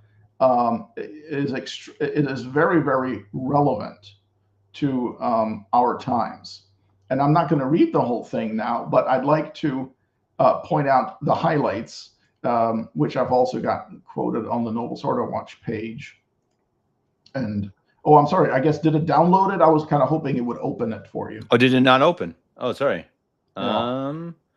Here I was on my screen. It shows it as being there. Give me a second. Let's see. How do I do this? And by the way, are you coming back at all, like your face, or? I don't think so. It is Okay. gone. Like that. It's so like it. My laptop camera doesn't work. Nothing works. I don't know if it's the platform, but yeah, I apologize. But okay, wonderful. Yeah, so that is the text of the preamble, and we'll put the link in the show notes. It's a wonderful preamble. But anyway, let me quote some highlights. So the Pope Pius VI is speaking of a dreadful and never-ending conspiracy against the very body of Christ. Okay, so note well, all of you people who always sneer at every mention of a conspiracy or something. Conspiracies, there have been plenty of conspiracies in history, including church history. Right? Okay, so the Pope is rebuking the former Bishop of Pistoia, and he's saying that this bishop embarked on confusing, destroying, and utterly overturning sound Christian doctrine by introducing troublesome novelties under the guise of a sham reform. Okay, sounds very much like Vatican II already, doesn't it? Mm-hmm. And he says, so the reason this preamble is so important to us today is because it sounds like it was written for our times, right? And so Pius VI goes on to rebuke the bishop for using this strategy that allowed him to inject into the body of Christ, or at least in a sphere of influence, all kinds of errors while still sounding pious and orthodox. And so he speaks of the participants there at the Synod of Pistoia when he says, quote, "In order not to shock the ears of Catholics, the innovators sought to hide the subtleties of their tortuous maneuvers by the use of seemingly innocuous words, such as would allow them to insinuate error into souls in the most gentle manner. Once the truth had been compromised, they could, by means of slight changes or additions in phraseology, distort the confession of the faith that is necessary for our salvation, and lead the faithful by subtle errors to their eternal damnation," unquote. What immediately comes to mind is subsist sin, right? Right. Yeah. The error that the Church of the Church of Christ subsists in the Catholic Church. Vatican II, I'm talking about, right? And then Pius VI further, he says, "This cannot be excused in the way that one sees it being done under the erroneous pretext that the seemingly shocking affirmations in one place are further developed along orthodox lines in other places, and even in yet other places corrected, as if allowing for the possibility of either affirming or denying the statement, or of leaving it up to the personal inclinations of the individual. Such has always been the fraudulent and daring method used by innovators to establish error. It allows for both the possibility of promoting error and of excusing it," unquote. It's just that's exactly what's been happening in our Nothing day. new under the sun, huh? No. That's exactly what it is, right? All I'm going to say is hermeneutic of continuity. Right. All the people that keep mentioning about, oh, we have to interpret, this, whatever they come up with, like hermeneutic of charity and versus hermeneutic of suspicion. You know what? Why doesn't the whoever is writing this, why does it just write in an orthodox way instead of putting the burden on the reader to read it in an orthodox way? It's as if people could not express clearly what they mean. Right. As if it's always ambiguous. Well, it Well, wasn't that way for Pius IX. Well, right. Well, and exactly. I mean, the church was founded by Christ to lead us to heaven, right? To help guide us to eternity and to God. And I how does it make any sense, again, just practically, if that church, which is divine, founded by Christ, is ambiguous, or it's not, one line says this, another line says this. It's absurd. Yeah, and he's not even done yet. He speaks of the heretic Nestorius in the, what was that, 5th century, and he says that Nestorius expressed himself in a plethora of words, mixing true things with others that were obscure, mixing at times one with the other in such a way that he was able to confess those things which were denied, while at the same time possessing a basis for denying those very sentences which he confessed. In other words, he was playing both sides. He was using so many words that you could find something orthodox in them, and you could find something heretical in them. And then whenever the heretical stuff was brought up, he could just say, well, no, look at the orthodox stuff over here that I said. You're obviously not interpreting it right. It's a very, very diabolical way of teaching error, and you can only imagine how much damage this does if it's done by somebody claiming to be the Pope and who is recognized as the Pope, right? And Pius VI, one last quote I want to mention is from this Auctorem Fidei. God forbid that the voice of Peter ever be silent in that see where, living and presiding perpetually, he presents the truth of the faith to those in search of it. Yeah, the See of Peter, by the way, is always the answer. It's never the problem. I mean, whenever you come across a text, a magisterial document or something, from that time, where these errors are confronted, and the Pope always says that it's the See of Peter that is the remedy, right? That this is where you can be sure that you're not going to be misled, and so on. You cannot. So that shows. Well, it confirms what I said earlier, that if you want to know whether Bergoglio is the Pope or not, all you need to do is read the traditional Catholic teaching on the papacy. There's no way you can fit Bergoglio into that. And so,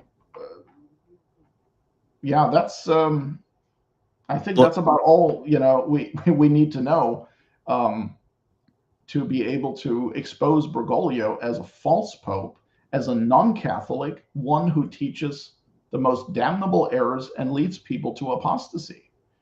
Well, and also, right, that you can't say he's the Pope and not follow him, right? Like, again, that last line is also extremely clear. I mean, I think that's a really great line against our good R&R friends, because it's you can't just say, oh, he's just a bad Pope, or saying, no, he is the truth. He is God's spokesperson on earth.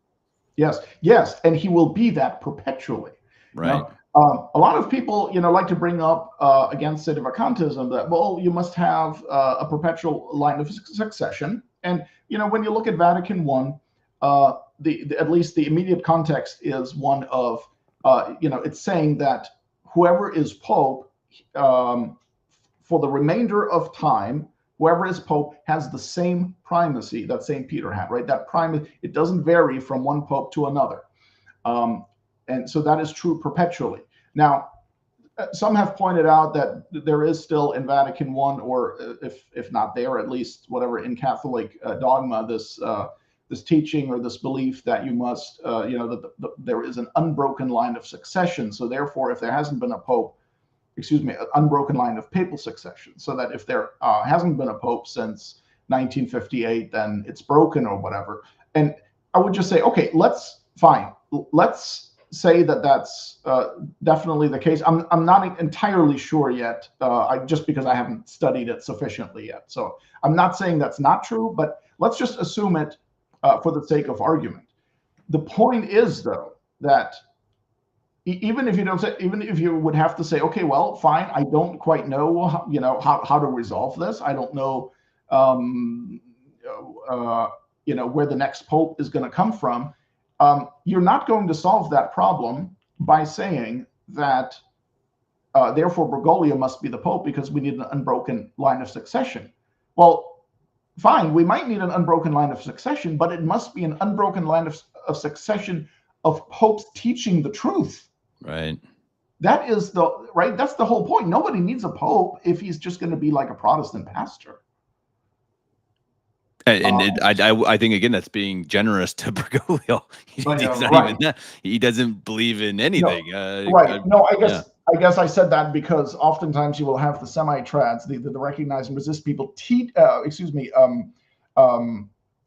treating Francis as if he were a Protestant pastor. In other words, they'll submit to him when they agree that what he says is true. Well, that's kind of what the Protestants do with their pastor, right? They all bring their Bible to church, and then if the pastor goes off the rails, then they'll say, well, nope, that's not what I believe because it says right here in the Bible,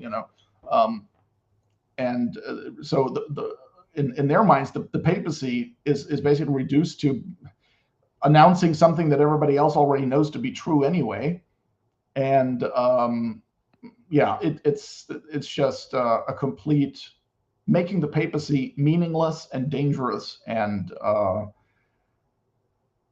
it's not saying that everything the Pope says or does is infallible. It has nothing to do with that, but it is certainly what the Pope promulgates in his magisterium is always going to be safe. It's going to be in harmony with the true faith, and at no point are the faithful going to have to disregard or contradict the papal magisterium because they found it to be heretical or, in any way erroneous in a manner that could endanger the salvation of souls. I mean, it's just absurd.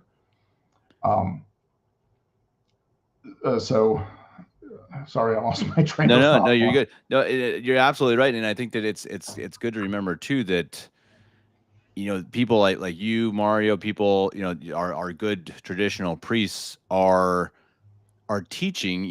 They're telling what people should believe or trying to help people understand the truth by showing them what the church has taught. Now, I think if you look around YouTube, you'll find plenty of Pope-splainers and others who are trying to just explain some stuff away. But Mario, I rarely see these guys using church teaching to try to explain things away. They're just trying to use logic or their own opinions or this is what you should think. But I rarely see it. And I don't watch these guys all the time, so I don't want to speak for all of them. But I think, again, that's what I appreciate about you, Mario. We just done 2 hours. And half the time, more than half the time, it's quoting from encyclicals or from papal teachings, and I think that's what we need. Again, that's what I think. That's where the truth is. That the church has. I love what that this last encyclical. I keep forgetting the name, but from Paul VI, Pope Paul VI. They've covered it already. I'm shocked at what we just read. It's like that sounds like, as you said, that sounds exactly what we just went through 60 years ago. But just for clarification's sake, it's Pius VI, not Paul VI. Oh, I'm sorry.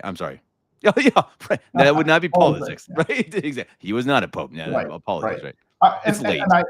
Right. So yes, just by way of summary, to those who would say, well, you always need to have a pope or whatever. Maybe so, but if so, it must be a Catholic pope. Otherwise, no, you don't need a pope. If he's not a Catholic and he's not doing what Catholic dogma says the Pope does, and I don't mean what he's supposed to do, but what he actually does, then it's not the Pope anyway. So in other words, the sort of what should I call it? Well, if if Francis is the Pope, then no, we don't need a Pope. But that's not what Francis is not what a Pope is, according to Catholic dogma and doctrine, right? That's the point. So adhering to Francis or saying Francis is the Pope solves nothing. It's kind of like saying you can have, we always need the Catholic Church. Yes, agreed. But it can only be the Catholic Church if it's teaching the true faith. Nobody needs a shell that says Catholic Church on it and then teaches Freemasonry, right? Naturalism or something. Then what would the label do? Right. So hopefully this is becoming more clear to people. I know it's all very confusing. It's depending on, how long you've been dealing with these things. I'm sure there are a lot of people who have just recently kind of woken up to the reality that something is really wrong here. So I totally get that it's difficult, it's frustrating, it's agonizing. And I'm not trying in any way to, make light of that or anything. And, I've had my own personal conversion. I used to be with the SSPX, not as a member, but as just someone who attends their parish for a little bit, a long time ago. But at the end of the day, I think education, or just if you educate yourself in the pre-Vatican II faith using the old books, the old theology books, and the old papal encyclicals, the magisterial documents, that's your best way to escape the Novus Ordo Church, the Novus Ordo religion. Those two are just not compatible. And you know what? Before we go, let me make reference to those in the 18th century. What Francis said with regard to all religions being a path to God, that's very much what first really gained ground in the 18th century with the so-called Enlightenment, and then later with the French Revolution. And there was a Freemason by the name of Gotthold Lessing in the 18th century, Nice name. Born in 1729 and died in 1781. And Kevin, are you familiar with him? I am not. Okay, well, he's German. He was German. It sounded like it. Right, Gotthold Lessing. And so he was a dramatist and a literary and art critic. He was a playwright. And so he wrote a play called Nathan the Wise, Nathan der Weise. And part of that play, the whole play is basically about religious tolerance, right? And how we all just get along. And I thought of that when I examined Bergoglio's words there about all religions lead to God. Part of Lessing's Nathan the Wise is something called the ring parable, or the parable of the ring. And I can't quite, you'd have to look it up in Wikipedia because I can't put it back together with sufficient accuracy now. But the moral of the story, as they say, the point the parable is trying to teach is that at least the three monotheistic religions, right? Christianity / Catholicism, Judaism, and Islam, that they're all that nobody really knows which of them is true, and we should just respect and tolerate each other and all just try to live good lives, because then in the end surely we'll be pleasing to God, and then it won't matter which religion was true. That's kind of the moral, or the point the parable is teaching, the ring parable. And that is pretty much, I think, what Bergoglio is getting at. Don't fight over it. Don't sweat it. Whatever, your God, my God. My religion is true, yours is false. All that's going to do is lead to division and destruction. And let's all just try to be nice to each other. But it's like a reverse Lutheranism, right? It's kind of like, it's like good works alone, right? You don't need faith. Just be good. Pelagianism, for sure. Yeah. Okay. Yes. Wow. That's right. That's right. So for Bergoglio, you don't need faith. You don't need hope. You only need charity. But it's it's not a supernatural charity, because supernatural charity is not possible without faith, right? So yeah, it's salvation by works totally, salvation by compassion, whatever, salvation by works of mercy. If he even believes in salvation, I see very little reason to believe that he does. But yes, so anyway, the parable of the ring of Gotthold Lessing is very much, I think, what Bergoglio is ultimately believes. I think in general, you can say he's just not into religion that much. No, I think he really is much more of a tree hugger. I mean, I did a show with Intro Ebo a while back about how, you know, he has a witch doctor. You know, I forget exactly what they're called, but someone who's like a chakra or whatever. Someone who, like, his doctor who comes in and treats him is some like Hindu guy. I mean, I'm sorry, that's weird. I mean, that I don't care who these people are. You can't do that if you're. Oh, wait, are you referring to something you saw on Novus Ordo Watch? Because I did mention that. Did you too? We may have mentioned it, but I know for sure I did a show with Intro Ebo at Altare Day. Oh, that's right. You blogger. mentioned Intro Ebo. Okay, well, let me send you the link, because I got a great picture with it too, even though the picture is not related to when he said that. January 15th, 2018 is when I posted about it, and it is titled Francis, and then it's quoting Francis. I don't go to the doctor, I go to the witch. Okay. Yes. Crazy. Unquote. Yes, he actually said that. He said that on a plane, one of those plane press conferences. I like to say it was aboard Airhead 1. You know, I'm sorry, you just can't take that guy seriously. Wow.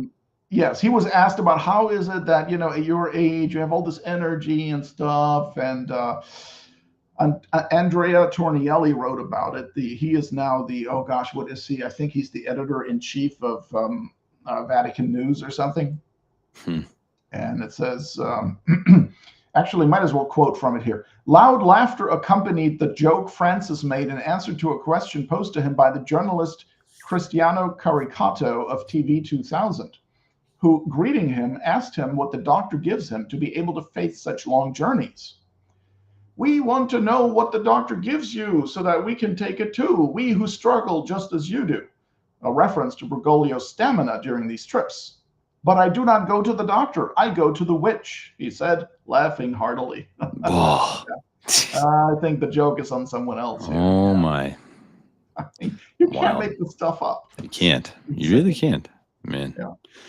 Crazy. Well, Mario, as always, it's been a great pleasure. More from my side than yours, probably.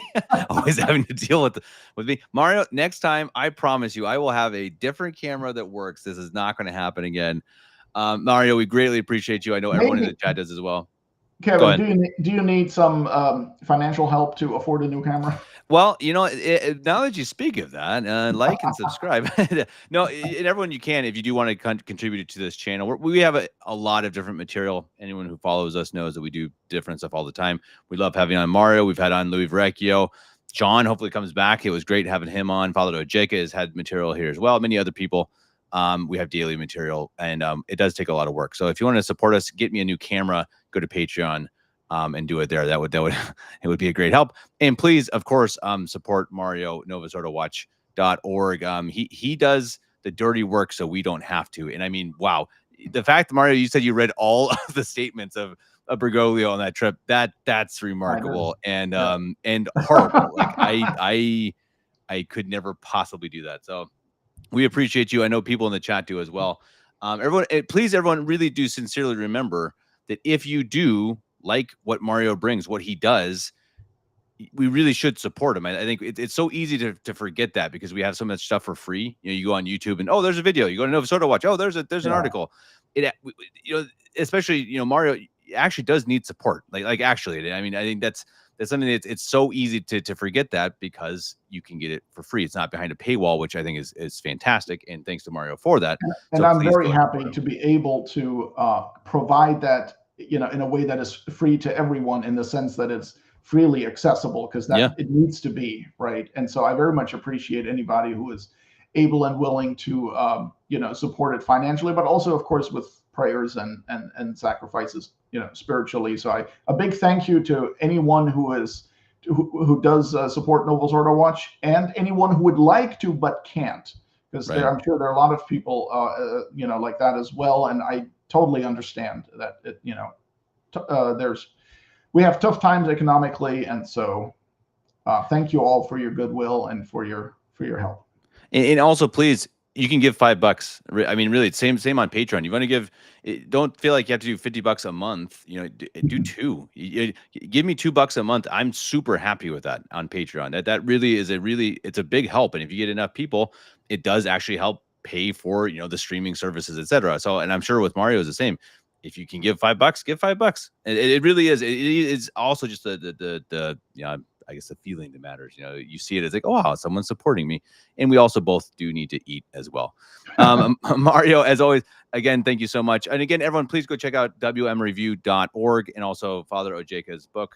I'll bring it up once more. It is My Treasured Mistake. I've started reading it, and it's really, really good, really interesting. And again, just an incredible journey. 9 years in a Novus Ordo seminary in Nigeria, and eventually made his way to become a traditional Catholic priest. Now, again, in Nigeria under Bishop Nkamike. One of my favorite priests, really love him, and the book is fantastic. So go check that out. gloriousheritagebooks.com. Mario, until next time, take care. And maybe next time you'll see me. Everyone in the chat, thank you guys. We appreciate you all. Thank you, and please, and as Mario said, please say a prayer for the two of us as well. It is a crazy world, and we need your prayers just as much as anybody.